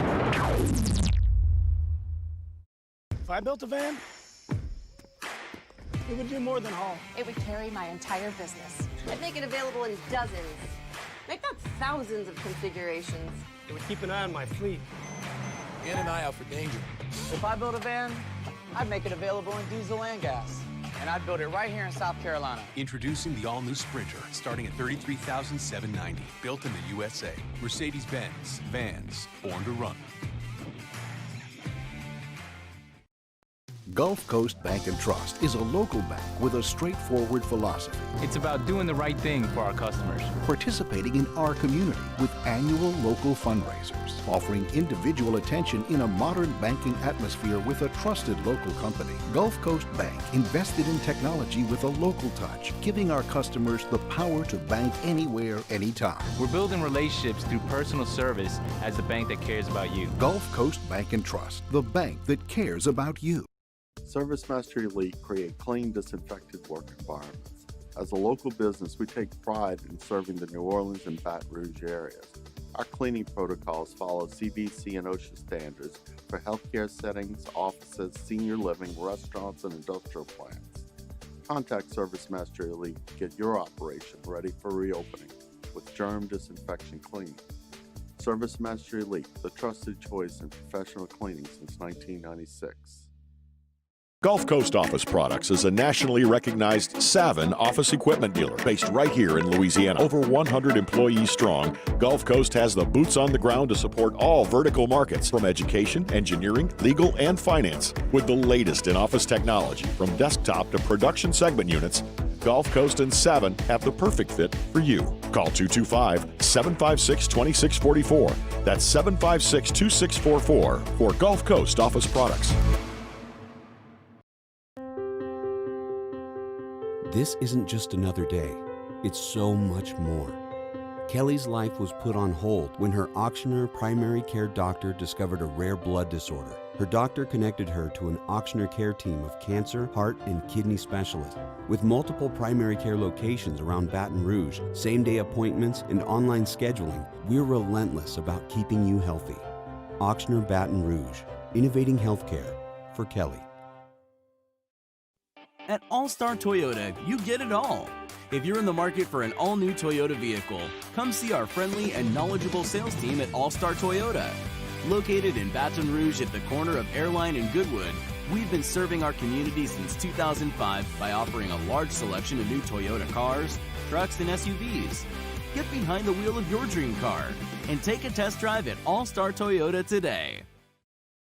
To all of our heroes, join us for a Monday edition of Game Time with Jimmy Ott and Ben Mintz. We're live from Superior Grill on Highland Road for our Monday Night Football watch party. Come watch the game or tune in from 6 to 8 on 104.5 ESPN Baton Rouge.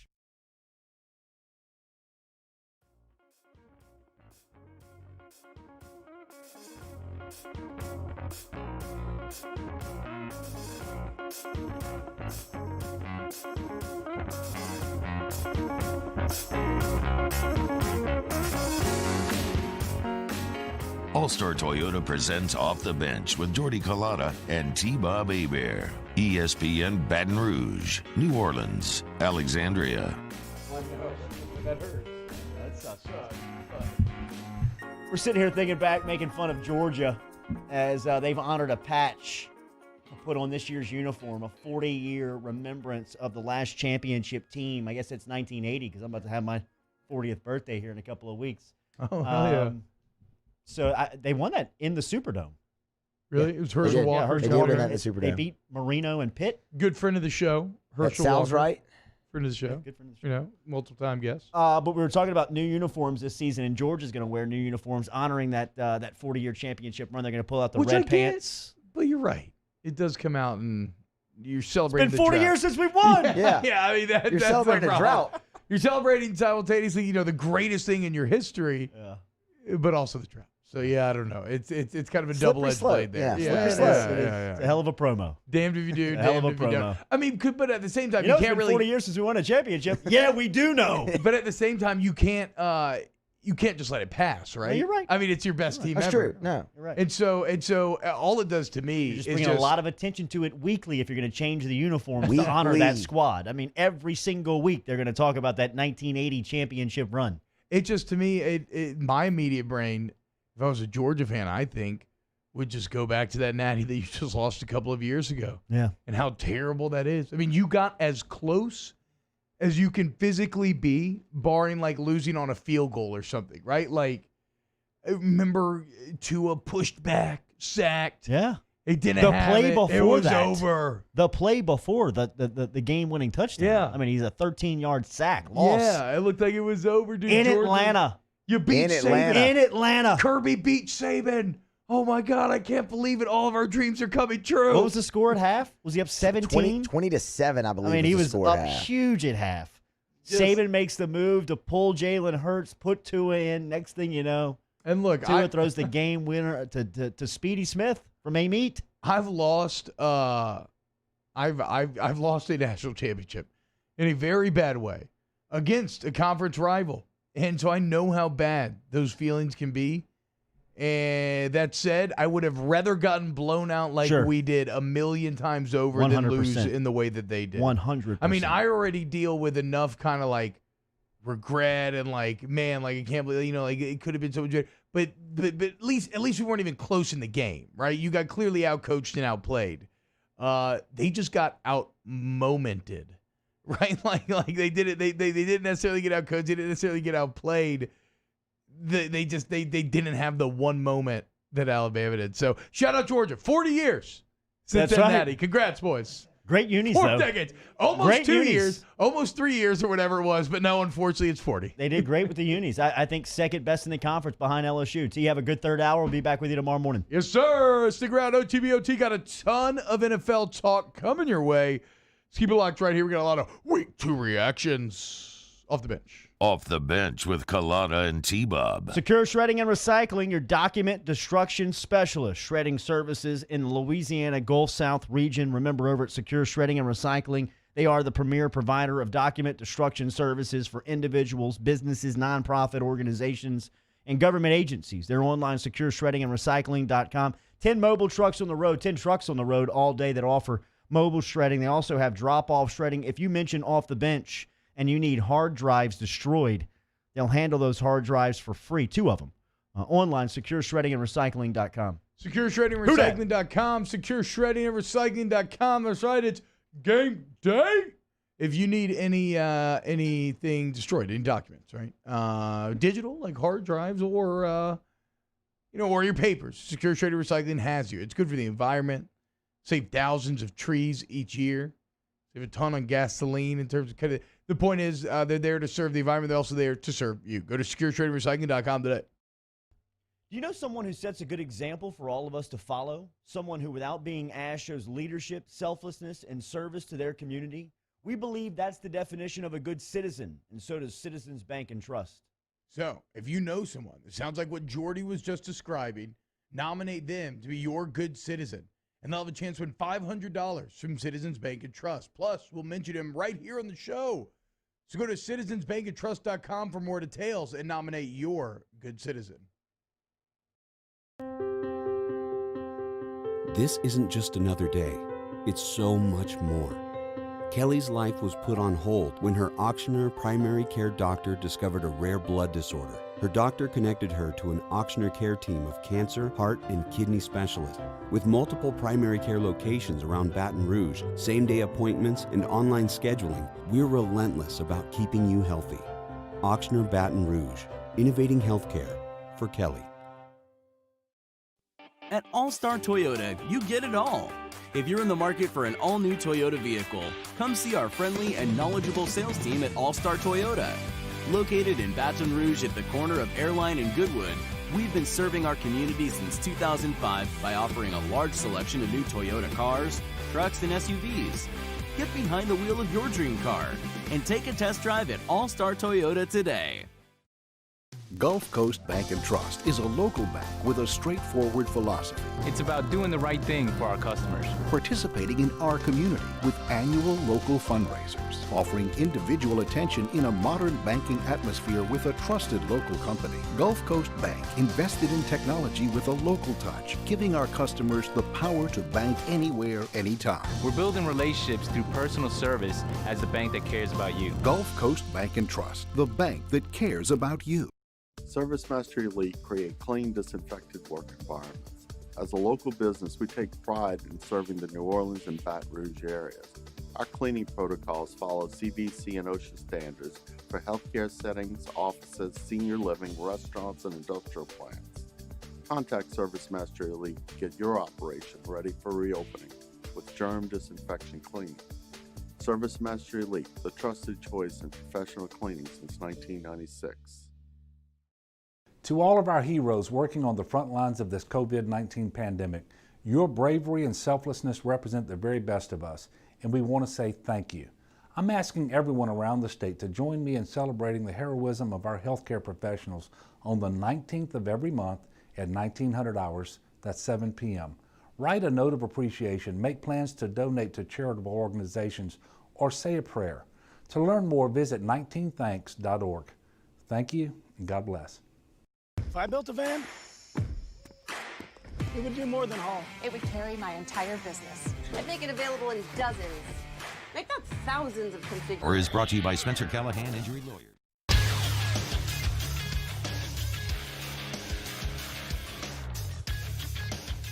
Good morning. It's 9 a.m. on Monday, September 21st. Today in Baton Rouge, expect to see rain with a high of 72. Coming up today on OTB OT, we dive into Saints Raiders Monday Night Football. You can follow today's show on Twitter or Instagram at OTB_ESPN. Watch live at the 1045 ESPN YouTube channel. Get inside the Bayou 4 chat. Make sure you subscribe to the Off the Bench and Off the Bench Overtime YouTube channels. Set your notifications. New content is posted there daily. OTB OT starts right now.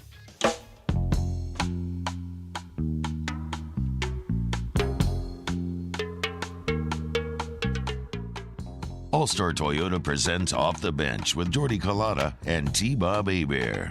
ESPN Baton Rouge, New Orleans, Alexandria.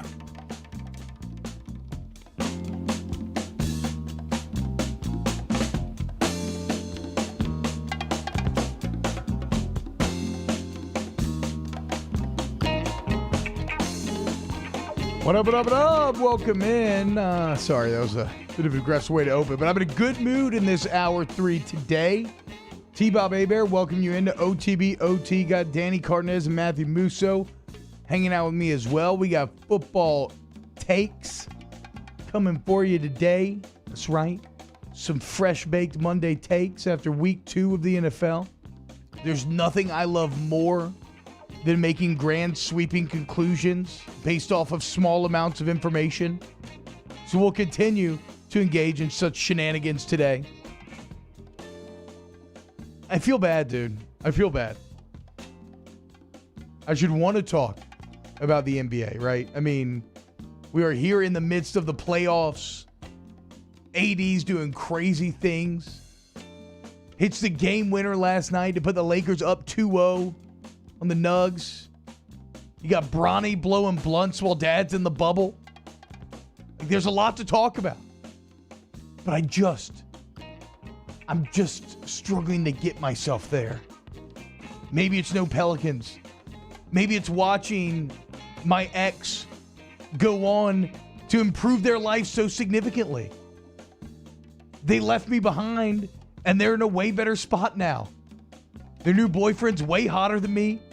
He's got way more money. They got way more rings. And it looks like their relationship is flourishing. Maybe that's a contributing element. I don't know. But I'm just struggling to get there with the NBA right now. You're seeing why you ideally just don't want to go head-to-head with football in America. Even when it's your playoffs. Your Western Conference Finals. Versus the first game of the regular season. First two. If this doesn't show them push the season back permanently. Yeah, nothing ever will. I think this whole pandemic will be the impetus to do that. I think they've already talked about that, right? They have. Because, next season's obviously going to start later. Yes, they've already said that. I think next season isn't going to start until next year, I believe. I'd have to double check on that. I just remember reading stories that Silver's like, no, look, our main goal is to get fans back in the arena, so we don't want to do the bubble thing again. But yeah, man, I mean, it's nice to have on, but like now the real test will be Tuesday and Wednesday. No football games. The basketball games will be played. Do I feel compelled to join in then? I'm not sure. But even what have you all thought about the NFL product? Because I've been blown away. I think the level of play's been high.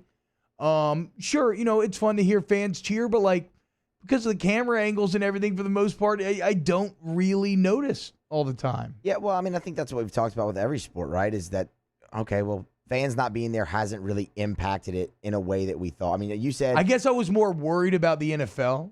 College football is what I was worried about the most. Yeah, that's fair. And I haven't even really felt it on the college level as much either. I felt it a couple times, watching a few games. Watching some of the big boys, it's going to be tough. Yeah. I do think. But the NFL, man, yes, look, and it makes sense. They are professionals. It's what they get paid to do, and they have handled this professionally. And the football yesterday, how'd y'all take in the weekend?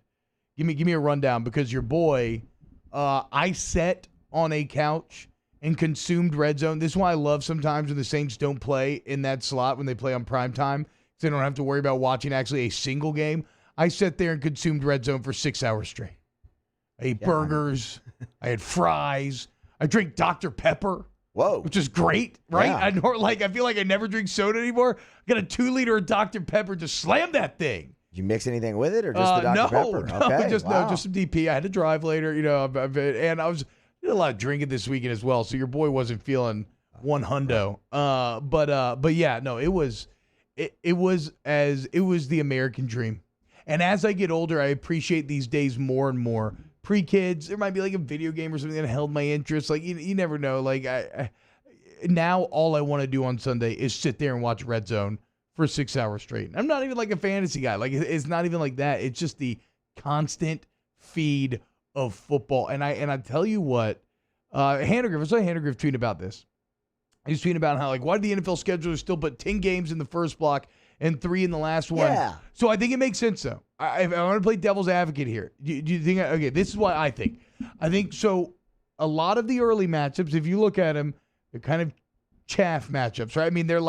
It's not the most exciting. It's kind of, I'm not saying there's none, because there's only 32 teams. So, of course, you're going to like some of the brand names against the others. But they're not the best games. What it allows you to do is, I think having that many games up front guarantees you a few good ones, like a few good finishes that people can tune in to watch. Watching the final hour of when there's that many games being played at the same time, it's incredible. And so your ratings, you kind of get ratings spread out there, but you get ratings, and then you save the marquee matchups for the afternoon slot, and then those get the big ratings. Because everybody's had their appetite whetted. They likely watch their local team, and now they get to tune into the national game along with everybody else. And that's where I think they really double down those ratings and really get that advertising money. So that's why I have to guess it's not just an even, like, 7-8 split or whatever. I think that's why they do that. That's fair. I just love that rush at the. I guess that was my point. I love the finishing rush. What people call the witching hour of that first slate. It's so fantastic. I just don't like that 2 networks dominate the Sunday coverage.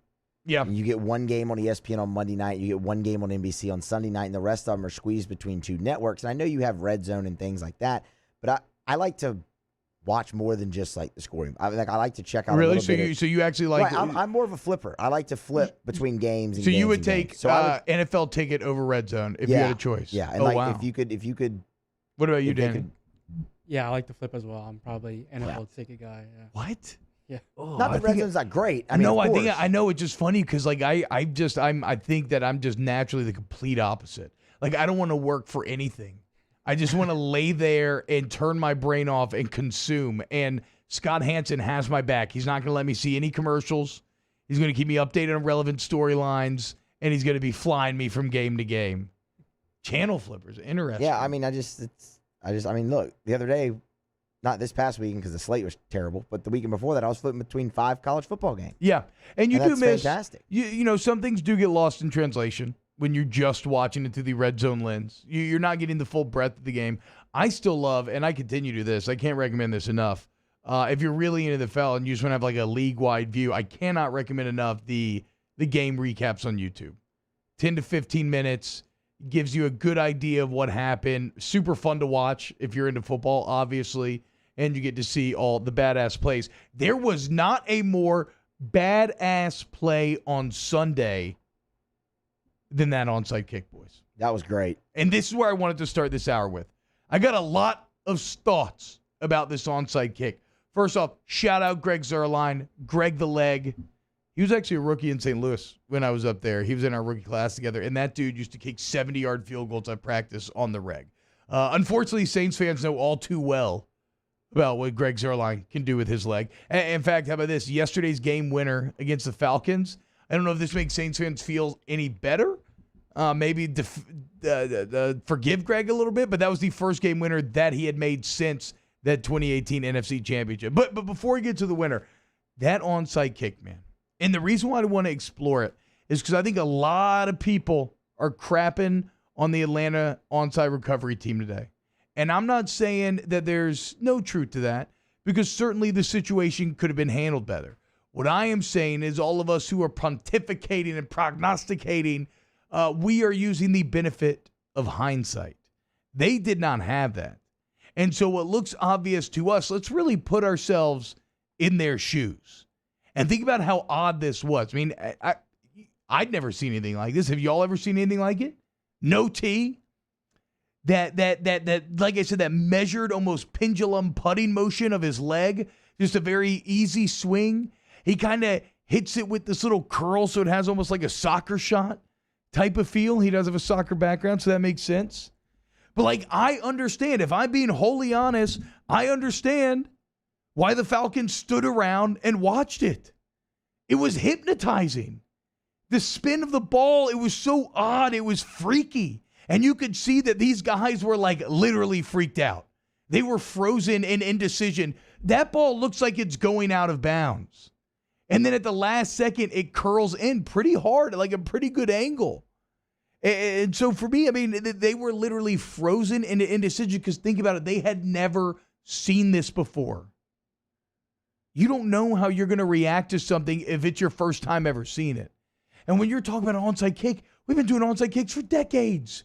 There's all kinds of different onside kicks. There's a level of expectation there that you know what is coming. Well, I guarantee you, they did not know that kind of kick was coming. And I wonder, okay, let me ask you this. What's the best way to handle that kick? I was confused about like the Cowboys. Like, aren't they supposed to clear out the first guys? Aren't supposed to block the Falcons? I don't know about rule changes, if that's allowed anymore. So I actually would need to look that up. But yes, generally, as when I played football, like, yeah, the onside kick was just the front line try to go murder the other front line, and then somebody scoops in from behind. But you're right; they just kind of ran through them. They ran straight past them. It went straight through them. So I don't know if player safety. There might have actually been rule changes there. But what do you think? How should the Falcons? How do you handle that onside kick? I think they played it right. I just think they weren't as aggressive as they could have been on trying to dive on the football once it went 10 yards. I mean, because if they kick it and it bounces up, you can be more aggressive and go after the ball, jump up and try to catch it. You can't do that when the ball's rolling on the ground. But, I mean, like 50, 80, 50, 27 right there, 87. I can't really see his number. It rolled right past him. There was no one else around him. Be aggressive, dive on the ball at that point is I mean, look, the ball's it's right there. Jump on it. There's no one else there but you. Yeah, and so, I mean, and I agree, right? My initial instinct is that kind of kick, because it is more slow moving. diving on it before it goes 10 yards is maybe the correct strategy. And you could probably snag it. But also think about this. And this is what's going through their head. What if it wasn't even going to go 10 yards? Then all of a sudden, if you're the guy that jumps on it, you suddenly made that a live ball. And on top of that, think about all the attempted fumble recoveries you've seen watching the NFL and watching football. It's a weird ball. It's oblong. It squirts out at odd angles, and it's spinning. It's all squirrely and freaky and weird and hypnotizing. So it could squirt out easily when you go to dive on that ball. You try to time it. What if it hits a little more curve than you thought? So point is, I'm sure somebody first off, I bring this up because the innovation to create this sort of crick by Zuerlein is awesome. It caps off an unreal comeback. He then turns around and hits the 46-yard game winner. So you want to talk about the kicker, the triple team MVP. There you go. It caps off a Falcons collapse, which was fantastic and very fun. And the memes to come out of it were incredible. And I don't even really dislike the Falcons. I actually have a lot of love for them growing up there. But I do love sad fans. And they were some of the saddest fans I've ever seen yesterday. But I guess the reason I bring it up is I do feel that everybody's acting like this onside kick was so easy to handle. And I don't think they're really appreciating what it was like to be on that field at that time. Not to mention the fact that everything's kind of working against the Cowboys at that point. So they're probably feeling a little insecure to begin with, a little extra pressure that we got to get this ball. I ain't telling you to dive on a ball if it doesn't look like it's going 10 yards normally. Okay, so I want to see, that's what I wanted to, and then I also want to see what happens next time. When the next kicker tries this, when Zuerlein tries this again, if he tries this again, how does the team play it? Does the ball still go 10 yards? Can he really replicate what seemed like an incredibly odd motion? I mean, I think so, right? I would think he could. The swing of his leg looks so measured that I feel like he's sat there and just done that a billion times. That's what I was about to say. I'd love to know how many hours of practice went into that kick. I want to know, because the physics of it actually does make sense, right? Because when the ball's spinning, but also rolling forward, it's going to go more in a straight line. But as it starts to lose some of that forward momentum, that spin starts to catch. And then so it curls it across the 10. It's just, geez, dude, just wild. And what are the results? Is now the Saints, as I said, golden opportunity to put a stranglehold on the NFC South. That might be a little exaggeration because the Bucs are 1-1. But having the Panthers and Falcons be 0-2, when I still think the Falcons had potential. I think now they might be done. I think they had potential, though, at the beginning of this year. That's really big, especially if the Saints can move to 2-0, sole possession. Not many teams can say that. We'll talk more about it next here on OTBOT. OTBOT. Tune in Thursday night as Gardner Minshew and the Jacksonville Jaguars host Ryan Fitzmagic Fitzpatrick in the ESPN Baton Rouge.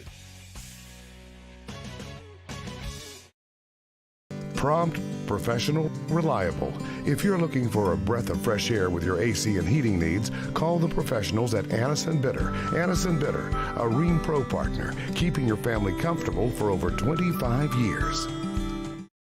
Are you a licensed contractor? There's lots of good contractors in Louisiana doing work the right way, but unfortunately, too many unlicensed contractors are working outside the licensing requirements. Working as a contractor in Louisiana requires a license for the company doing the work. The Louisiana State Licensing Board for Contractors wants to help you get licensed to allow you to conduct work legally. It's not difficult to get the license. We can help you. Go to lacontractor.org for more information.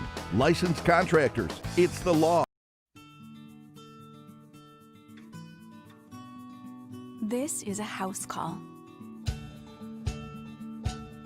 This is a follow-up appointment.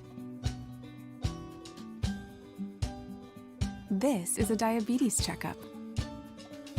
This isn't just more convenient care, it's more advanced care. This is innovating healthcare at Louisiana's #1 hospital, Ochsner. Doing the right thing for our customers. Participating in our community with annual local fundraisers, offering individual attention in a modern banking atmosphere with a trusted local company. Gulf Coast Bank invested in technology with a local touch, giving our customers the power to bank anywhere, anytime. We're building relationships through personal service as the bank that cares about you. Gulf Coast Bank and Trust, the bank that cares about you. I've been doing business with Luba for 25 years. They're dependable, trustworthy. It's just the attention to detail with our clients. Our folks have years and years of experience. They're highly trained professionals. But many companies have that asset. What I'd like to think makes Luba a bit different is that we use those talents in a way that truly is dedicated to serving the needs of the folks who depend on us. Gulf Coast Office Products is a nationally recognized Savin office equipment dealer based right here in Louisiana. Over 100 employees strong, Gulf Coast has the boots on the ground to support all vertical markets, from education, engineering, legal, and finance. With the latest in office technology, from desktop to production segment units, Gulf Coast and Savin have the perfect fit for you. Call 225-756-2644. That's 756-2644 for Gulf Coast Office Products. At All-Star Toyota, you get it all. If you're in the market for an all-new Toyota vehicle, come see our friendly and knowledgeable sales team at All-Star Toyota. Located in Baton Rouge at the corner of Airline and Goodwood, we've been serving our community since 2005 by offering a large selection of new Toyota cars, trucks, and SUVs. Get behind the wheel of your dream car and take a test drive at All-Star Toyota today. ServiceMaster Elite create clean, disinfected work environments. As a local business, we take pride in serving the New Orleans and Baton Rouge areas. Our cleaning protocols follow CDC and OSHA standards for healthcare settings, offices, senior living, restaurants, and industrial plants. Contact ServiceMaster Elite to get your operation ready for reopening with germ disinfection cleaning. ServiceMaster Elite, the trusted choice in professional cleaning since 1996. Hey, T-Bob, sports wouldn't be the same without the die-hard fans, so we're highlighting the fans that do it the most. Every week, 104.5 ESPN Baton Rouge brings you the Citizens Bank Fan of the Week. Check it out, 1045ESPN.com. It's the Citizens Bank Fan of the Week. Yo, join us for a Monday edition of Hanging with Hester and Haney, presented by Richard Tonda from noon to 3. We've got a full slate of NFL games to break down, including the New Orleans Saints and the Las Vegas Raiders, on 104.5 ESPN Baton Rouge.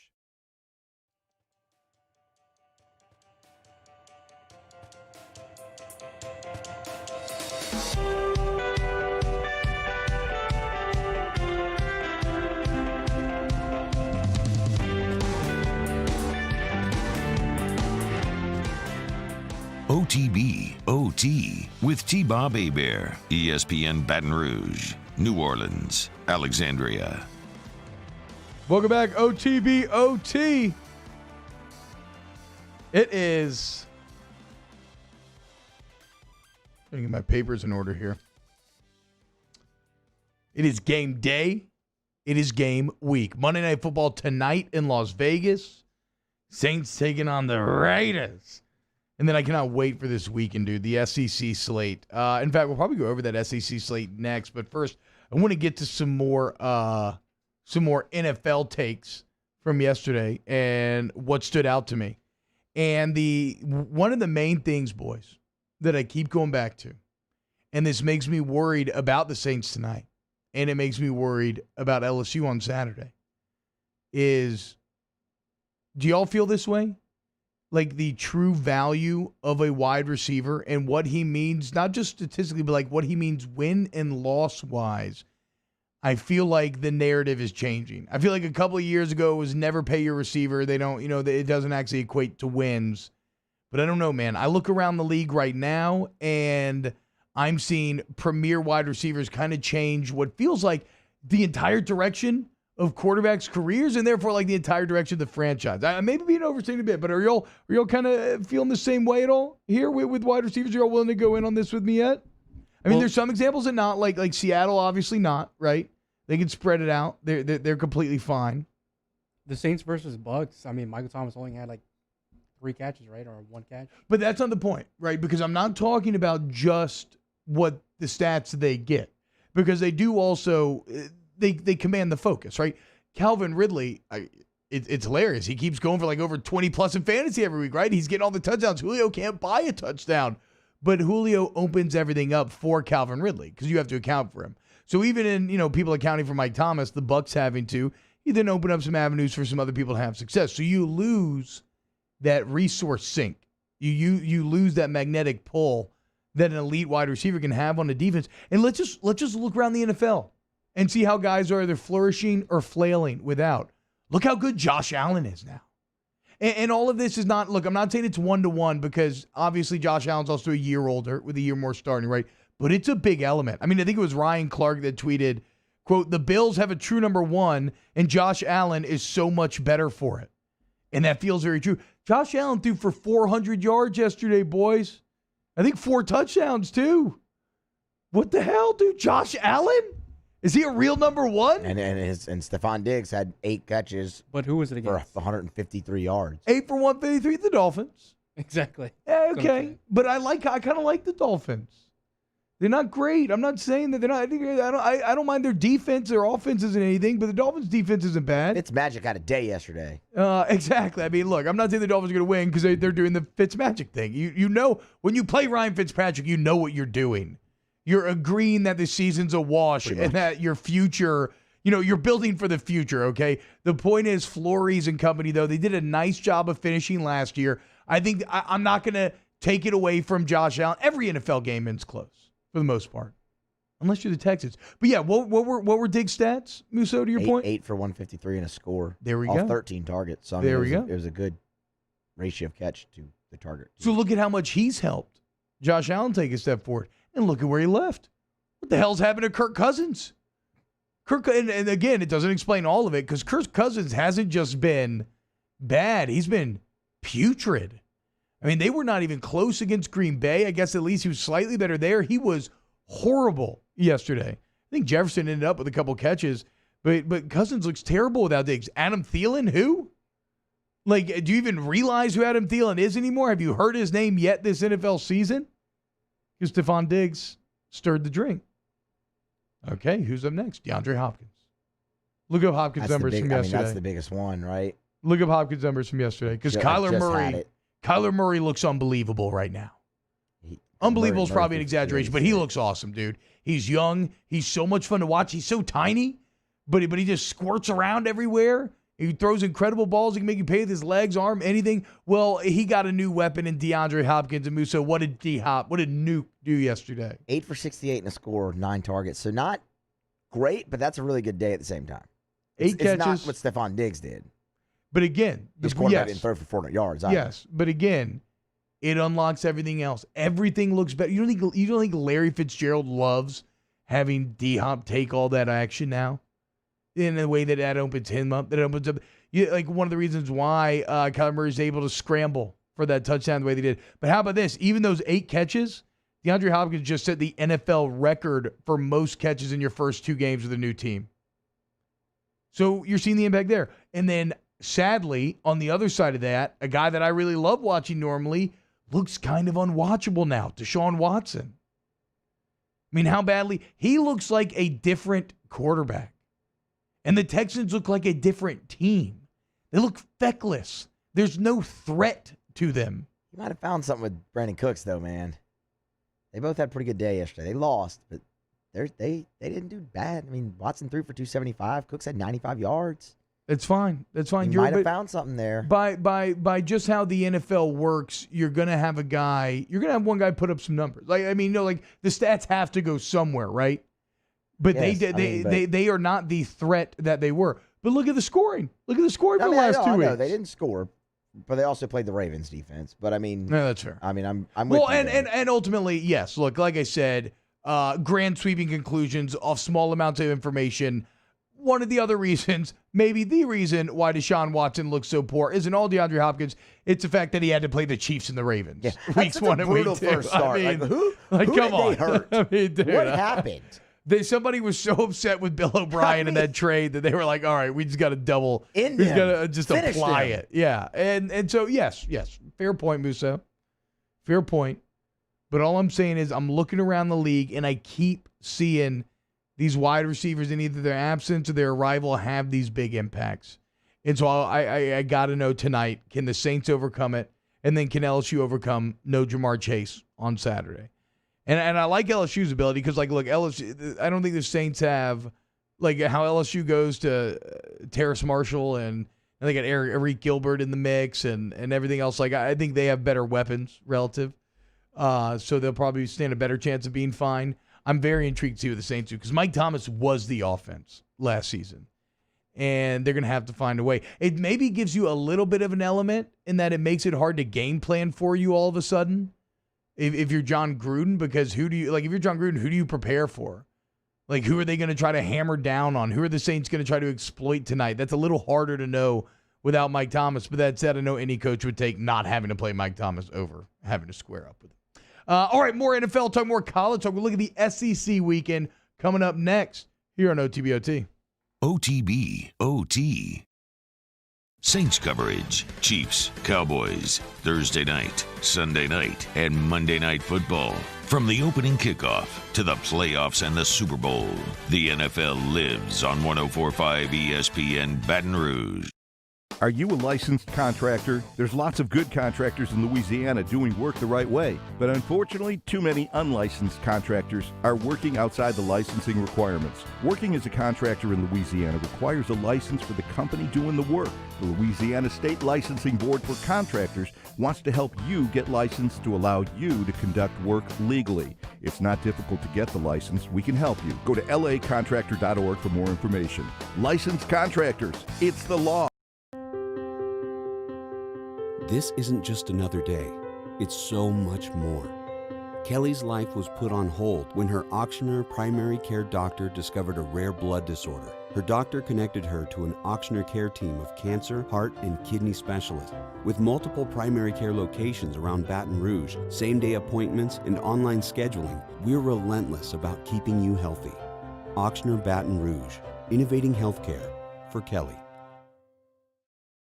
Gulf Coast Bank and Trust is a local bank with a straightforward philosophy. It's about doing the right thing for our customers. Participating in our community with annual local fundraisers, offering individual attention in a modern banking atmosphere with a trusted local company. Gulf Coast Bank invested in technology with a local touch, giving our customers the power to bank anywhere, anytime. We're building relationships through personal service as the bank that cares about you. Gulf Coast Bank and Trust, the bank that cares about you. To all of our heroes working on the front lines of this COVID-19 pandemic, your bravery and selflessness represent the very best of us, and we want to say thank you. I'm asking everyone around the state to join me in celebrating the heroism of our healthcare professionals on the 19th of every month at 1900 hours, that's 7 p.m. Write a note of appreciation, make plans to donate to charitable organizations, or say a prayer. To learn more, visit 19thanks.org. Thank you, and God bless. If I built a van, it would do more than haul. It would carry my entire business. I'd make it available in dozens, make not thousands of configurations. It would keep an eye on my fleet. And an eye out for danger. If I built a van, I'd make it available in diesel and gas. And I'd build it right here in South Carolina. Introducing the all-new Sprinter, starting at $33,790. Built in the USA. Mercedes-Benz. Vans. Born to run. I've been doing business with Luba for 25 years. They're dependable, trustworthy. It's just the attention to detail with our clients. Our folks have years and years of experience. They're highly trained professionals. But many companies have that asset. What I'd like to think makes Luba a bit different is that we use those talents in a way that truly is dedicated to serving the needs of the folks who depend on us. Gulf Coast Office Products is a nationally recognized Savin office equipment dealer based right here in Louisiana. Over 100 employees strong, Gulf Coast has the boots on the ground to support all vertical markets, from education, engineering, legal, and finance. With the latest in office technology, from desktop to production segment units, Gulf Coast and Savin have the perfect fit for you. Call 225-756-2644. That's 756-2644 for Gulf Coast Office Products.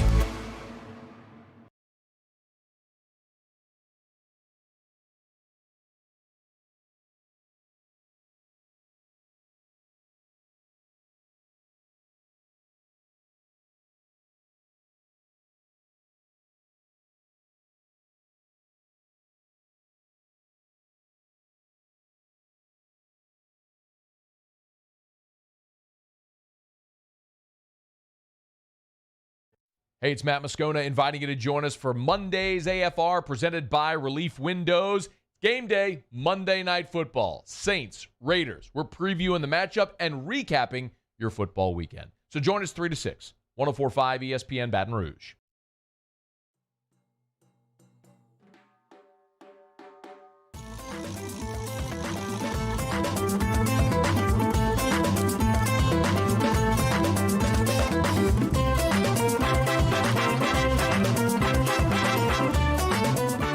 OTB OT with T-Bob Hebert, ESPN Baton Rouge, New Orleans, Alexandria. What up, y'all? Welcome back. OTB OT. Hanging out. I mean, it's Monday, so you already know we just talking football, man. Top 5 quarterbacks in the NFL after 2 weeks. We had Deshaun Watson on the list going into the season. I don't know if he's there anymore. I think I might have left Lamar Jackson off of a couple lists this offseason. I feel like a complete idiot. I'm in love with Lamar Jackson right now.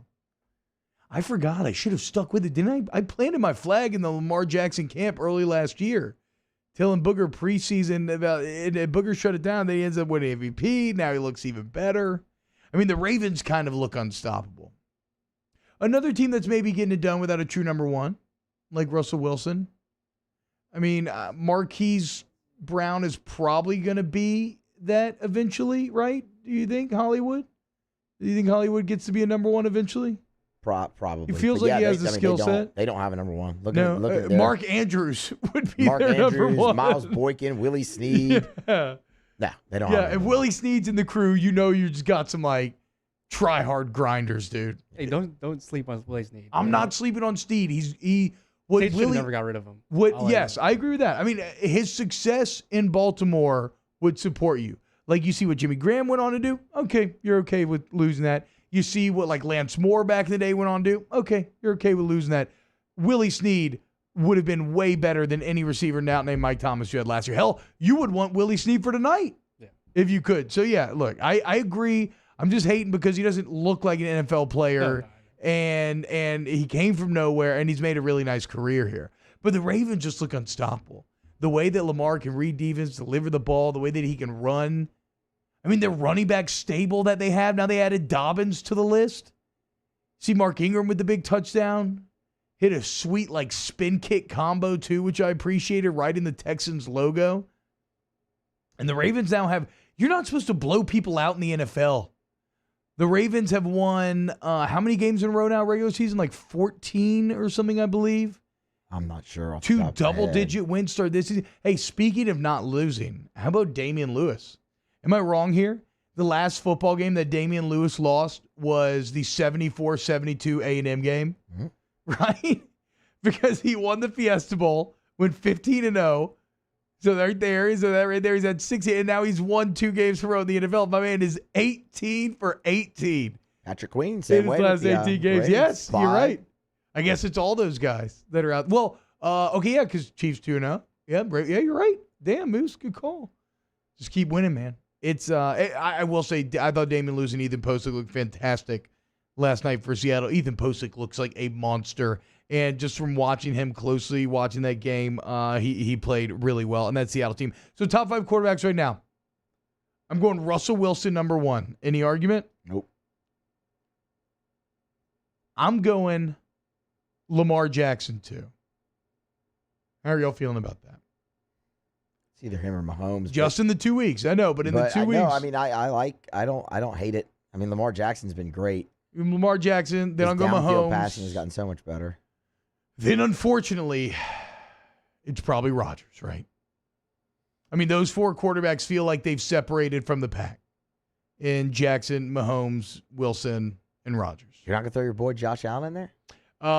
No, because just last week, I had written about in my notes how Josh Allen had nice numbers, but I still thought he sucked. He was like a running quarterback. So I'll give Jay credit to him. Dak Prescott needs to be considered for this. Oh, there's that heat that I like, Musso. Why do you think? Well, first of all, he threw for 450 yards yesterday. That's true. And ran in 3 touchdowns. Also threw for 1. First to ever do that. He also had a solid game in week 1. Should have won that game. should have led the game-winning drive if not for an awful offensive pass interference call. Danny, give me a better fifth option if you don't want Dak to end up on this list. Wait, Right now, Dak's number 5 on our list, and because that's a good point by Muzo. I'm not getting anybody else in my head that I think I would put over him yet. yeah. Danny, you're scrambling, son. Stuck right now. Oh, are you freaking out? Are you about to have to acknowledge the reality that Dak might be playing like the 5th best quarterback in the NFL right now? Hey, I would even Bill's quarterback. Josh Allen. Look at him. Yes, Allen. You're using the Josh Allen defense. I That's where we've I gotten don't know to. if I put Josh Allen above Dak right now. I'm sorry. The Bills have played nobody. Like, if you want the inverse of the Texans schedule, that's true. it's That's the true. Bills schedule. They've had That's the true. Jets and the Dolphins, and the poor Texans have had to play the Chiefs and the Ravens. Dude, but other Bills teams would have lost to the Dolphins yesterday. That's fair. And that's why going into that game, to me, it's like, okay, if this is finally going to be the year where you win the East, you've got to win those type of games. And they found a way. And I still think the Dolphins are a little better. Emil's saying that he thinks that Tyler Lockett is a number 1 receiver. He's been undervalued because of size. He's been good. He's been good. I don't know if I think of him as like a true number 1 in the same way that I think about D-Hop or anybody else like that. Did Emil just throw Matt Ryan in his top 5? You tripping, bro. What'd you say, Danny? Say what about Cam Newton? That's an interesting argument. I missed week 1 of Cam Newton. I actually didn't get to watch the game quite as much as I would have wanted to, and so I don't. You know what? I'm just gonna be honest. I don't know that I know Cam's throwing stats well enough right now to really have a good view of how he's played. I think he's played really well, and he's also like, do we grade him on a curve because he has no weapons? I mean, when Julian Edelman's your guy, and you don't like Burkhead and like all these other no-name type of guys. He's been well. Let's maybe not go top 5. Just like I would take Josh Allen over Cam Newton. Oh, I don't know about that right now. Well, how they're playing right now? I don't know. Cam was great last night. What's shocking to me? He was great. What's shocking to me is how similar Josh Allen and Cam Newton's styles are. They're both giant quarterbacks that, like, you know, bring a lot of running ability, super strong arm, inaccurate. It's like Josh Allen is kind of like young Cam Newton a little bit, just with way less, I think, like less running ability. How about, other guys that we were impressed with yesterday? Is Justin Herbert a top 5 quarterback? No. Okay, but in all seriousness, be their starter. But this was just a way to talk about Justin Herbert because you nailed it. So when you talk about during winners, what Justin Herbert did yesterday was the ultimate pop quiz moment. Okay, like, did you do your homework? Did you really study like you were supposed to? And it wasn't like a lot of times if you're a backup, you're always ready to go in. You go in the middle of a game. So you've seen series. You've broken down series with your coach on the sideline, and you've listened to the conversation the starter and your coaches are having. He didn't have any of that. This was straight up, did you study the material? Are you ready? And before the game, randomly, I've never even heard of that. Tyrod Taylor leaving for chest pains. All of a sudden, Justin Herbert has to start. And I don't know about y'all. I did not come out of Hard Knocks thinking Justin Herbert looked very good. Where it seemed like he had like a very like tough personality. I didn't think he was very good in college either. Yeah, exactly, right? I thought he was very underwhelming at Oregon. And he looked badass yesterday. I mean, look at all the things he did. He straight up caught a body. Did you see him knock the linebacker out? I mean, dude, he's big. I didn't realize how big Herbert is. He popped right up. That linebacker was out. So he caught a body. He joined Andrew Luck and Cam Newton as the only top 10 quarterbacks to throw for more than 300 yards of their first start and lose, which not a great thing, but it's still, that's not, Cam and Andrew, that's nice company to keep. He joins this, what a name this is. This sounds like a 1950s football player. From 1954, he joins Bobby Clatterbuck as the only players to ever throw and rush for a touchdown in the first half of their first start. And that rushing touchdown was the first for a Chargers QB in 137 games, which I'm shocked that Phillip Rivers never did the QB sneak thing like Brady and Breeze, but I guess not. He led a 10-minute, 21-second drive, longest drive in Chargers history. So, like, dude, Justin Herbert, man, and then obviously the throw that everybody was highlighting yesterday, the one where it's right over Tyron's hand, right in the pocket. Like, he didn't seem scared like I thought he was going to be. I think Pac-12, and this is just on me, I think Pac-12 and I think soft, and I think a little scared. And I didn't get any of that from him yesterday. He looked confident. I think the Chargers are actually probably a better team than I realized coming into the year as well. And they gave Kansas City everything they wanted. Now, it is kind of crazy, though, right? Mahomes has the Thanos-type feel to him. He feels inevitable. Like, it doesn't matter how down you've got him. Patrick Mahomes and that offense feels inevitable. And they were yesterday. The Chargers do everything right all game. And what does Mahomes do? He beats him throwing on the run into double coverage. Like, what are you supposed to do? That Tyreek Hill. Dime. I mean, what are you supposed to that do? That was a dime. How do you, like, at a certain point, you got to tip the cap. It's not anything about you did. They're just better than you. And that's what it was with Tyreek Hill and Mahomes hooking up yesterday. Okay, final thoughts. Injuries suck. Just super lame all around. Feel bad for everybody who got injured yesterday.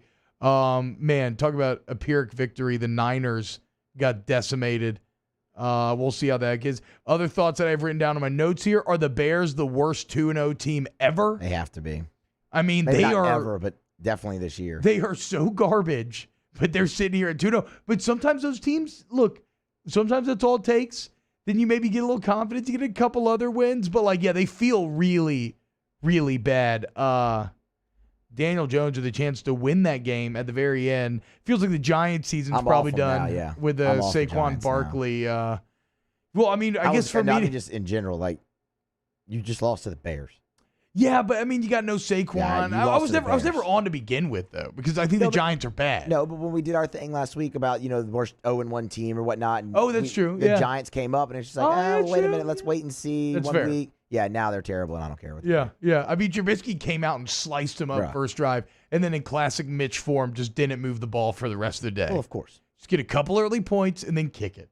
And then finally, I think it's just insane how Russell Wilson has 7 touchdowns and 7 incompletions, and one of the incompletions is that drop pass pick 6. I also think it's pretty wild how the Seahawks gave up that pick 6 to start the game and still won in the manner that they did, like having a pretty big lead at the end. Seattle looks like a damn good football team. All right, closing out the show next. This time, we really will look at this weekend's college football game. So stick around here on OTBOT. OTB OT. In times of need, get a full list of phone numbers, websites, and other important emergency information on the Demco Stormwatch page at 1045ESPN.com.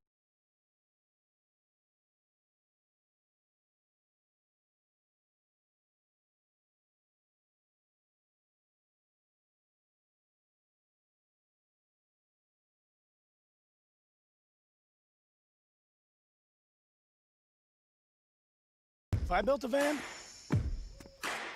it would do more than haul. It would carry my entire business. I'd make it available in dozens. Make that thousands of configurations. It would keep an eye on my fleet. And an eye out for danger. If I built a van, I'd make it available in diesel and gas. And I'd build it right here in South Carolina. Introducing the all-new Sprinter, starting at $33,790. Built in the USA. Mercedes-Benz. Vans. Born to run.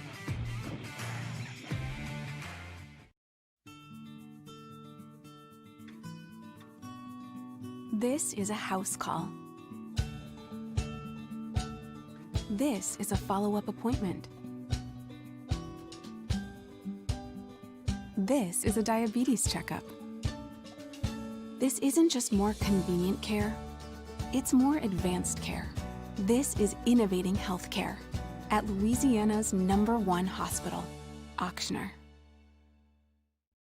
Gulf Coast Bank and Trust is a local bank with a straightforward philosophy. It's about doing the right thing for our customers. Participating in our community with annual local fundraisers, offering individual attention in a modern banking atmosphere with a trusted local company. Gulf Coast Bank invested in technology with a local touch, giving our customers the power to bank anywhere, anytime. We're building relationships through personal service as the bank that cares about you. Gulf Coast Bank and Trust, the bank that cares about you.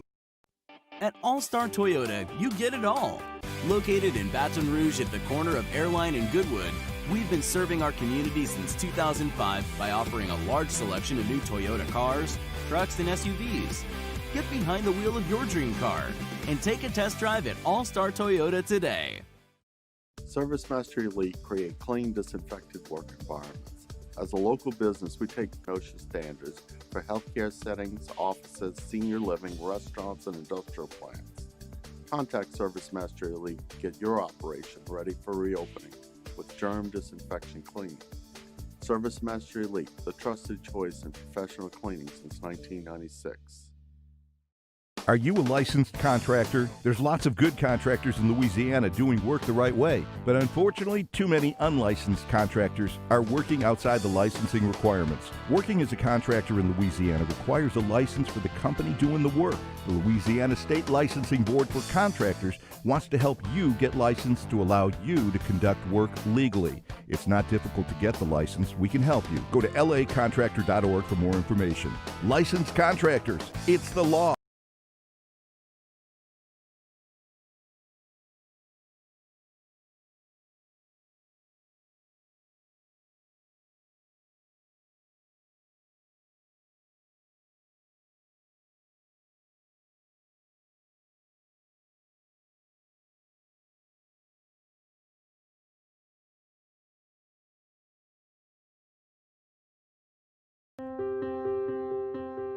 This isn't just another day.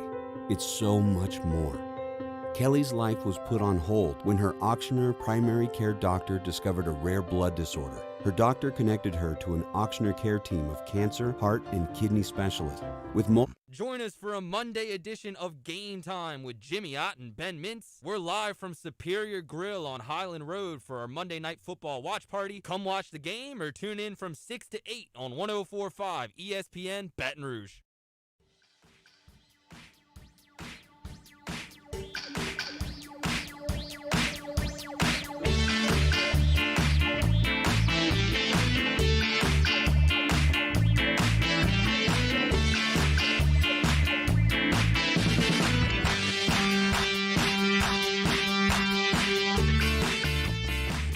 OTB OT with T-Bob Hebert, ESPN Baton Rouge, New Orleans, Alexandria. Shout out River Chewy. Probably very excited for her boy Dak. Also, Musso informing me that Brent Rooker made his MLB debut. River's other boyfriend that we embarrassed her with one time. Well, Rivers, bring that cowbell over here. Because coming up Saturday in Death Valley, it's on. Tigers, Bulldogs, Leach, Ogeron, Gary Danielson. I have no real affinity for Brad Nessler, but he'll be there too. It's going to be, but we all know that, right? We all know where the LSU games are. Let's look at the rest of the slate a little bit. Okay, I'm taking Kentucky Auburn out because it is a ranked-on-ranked matchup, so everybody's kind of into it. When you look at the rest of the schedule, what else jumps out to you? This might surprise you. Tennessee, South Carolina. What? That absolutely surprised me. That is a putrid matchup. Okay, so sell me. Not necessarily. I want to see Tennessee. Oh, yep, that is true. I want to see Tennessee. Well, they are the 15th best team in the nation. They've been doing work, T-Bob. Tennessee, I mean, they've been shooting up the ranks in 10 spots. They might shoot right out of the ranks if it goes poorly on Saturday, but I don't know, man. It's something about that game. I'm just like, okay. I want to see. I don't think South Carolina's very good, but I also don't really know how much I buy into Tennessee. So that game's going to be at 6:30 on Saturday. For some reason, that's the SEC Network nightcap and not Kentucky and Auburn. But anyway, I digress. Yeah, and I don't. It's also not College Game Day, and again, I don't know why they went to Florida State and Miami instead of Kentucky Auburn. But again, I mean, yeah, I digress. Florida State losing should have probably excluded them from that conversation. But then again, like, we're SEC fans, and since it's an all SEC schedule, there's probably going to be SEC matchups week in and week out that feel like they should be College Game Day. I mean, so like at a certain point, maybe it's like they just got to reach out elsewhere. I think the game that I'm probably most into, outside of the one that LSU is going to be involved in, and outside of Kentucky Auburn, which is the best. I mean, ranked, 11 a.m. kickoff. Oh my God, I just got goosebumps. That's like a warm football blanket being pulled over my body, especially with this beautiful weather outside. Are you kidding me? Saturday, I'll be in this studio getting ready to watch football. That's my happy place. So ranked, Kentucky Auburn, that's the big one. Kentucky trying to take the next step. How good is Auburn or how bad is Auburn? Is Bo Nix going to be a beast? I kind of think he will be. But the other one to me is Florida Ole Miss. The other 11 a.m. spot. Yeah, I think that is going to be a rout. Well, let's see. That's what I'm saying. How good is Florida this whole off season? I've been kind of just being conservative and chalking the Florida game up as a loss. I want to see, is Florida really, do they justify that conservatism out of me? And I mean, I'm being conservative from the LSU approach, right? Try not to fanboy over LSU too hard and realistically look at games they could lose. Florida's going to have to go show me. Kyle Trask, I put you in tier 1 of our SEC quarterback rankings. I've said you're the best returning quarterback in the SEC multiple times. Remember Jamie Newman? That was fun. Well, Kyle Trask, go out there and prove it. And then how can you not just be a little intrigued to see the Lane train in Oxford week 1? I mean, of course, I just don't think that game is going to be very competitive. So it doesn't. But that's the problem. You're gonna be hard pressed to find a competitive game on here. To your point, Musso, Tennessee, South Carolina actually could be really competitive. So that's probably the best thing that it is going for it. Is that it could be a really exciting game because I think I'm not saying I'm going to watch every minute of that game, but I'll tune in. And then I think A&M's going to roll Vanderbilt. Obviously, Alabama will roll Missouri. Georgia will roll Arkansas. And then LSU and Florida should roll. It just feels like Florida, Ole Miss, maybe the close side of the hell. Maybe it's LSU, Mississippi State. I don't know. I seem to be higher on the Bulldogs and Leach than anybody else is around here. Everybody else seems to just be clearly saying they're going to cover the number. I think it opened at like 20-something. Post Jamar Chase and Tyler Shelvin opt-outs. Interestingly, it dropped, I want to say like down to 17 or somewhere along there. But yeah, I mean, look, I still got questions. You're working a lot of new guys offensively. That can go awry really quick. And if the offense does sputter out the gate, something that LSU fans are not used to at all after last season, how will this LSU defense respond? I mean, they're going to be tested, man. Kylan Hill. I think KJ Costello is going to do good. Mike Leach, I know I sound like a broken record, but it's because I think a lot of people are just overlooking them completely and wholly. I don't think I'm there yet. I'm a little nervous. But I just can't wait, man. CBS, 2:30, this Saturday. Big-time college football is back. And it's going to be awesome. So, coming out with this, and if you're looking for something to do Saturday, I'm not 1,000% sure on the entire rundown right now, but I will know that 2 hours before kickoff, me and Moscona will be in here doing a scoreboard show. We'll kind of look at all of college football and take you around the country, and I'll name the head coaches that I know in order to sound informed. It's like when Kansas State lost. My first thought, Kleeman. Watch out. Bad news for Kleeman and company. I cannot name a single Kansas State player, but you don't have to be able to. When you're talking about college football, all you got to do is be able to name the coach. So do the scoreboard show and then stick around on Saturday, companion show live on YouTube, drinking beers after touchdowns. I want a whiteboard that I want to do some stuff with. We're going to have some good times. Come hang out with us. Happy Monday. Happy week. Thank you, Matthew Musso. Thank you, Danny Cardenas. Thank you, Jordy Collada. We will see you tomorrow. OTB, OT. This isn't just another day. It's so much more. Kelly's life was put on hold when her auctioneer primary care doctor discovered a rare blood disorder. Her doctor connected her to an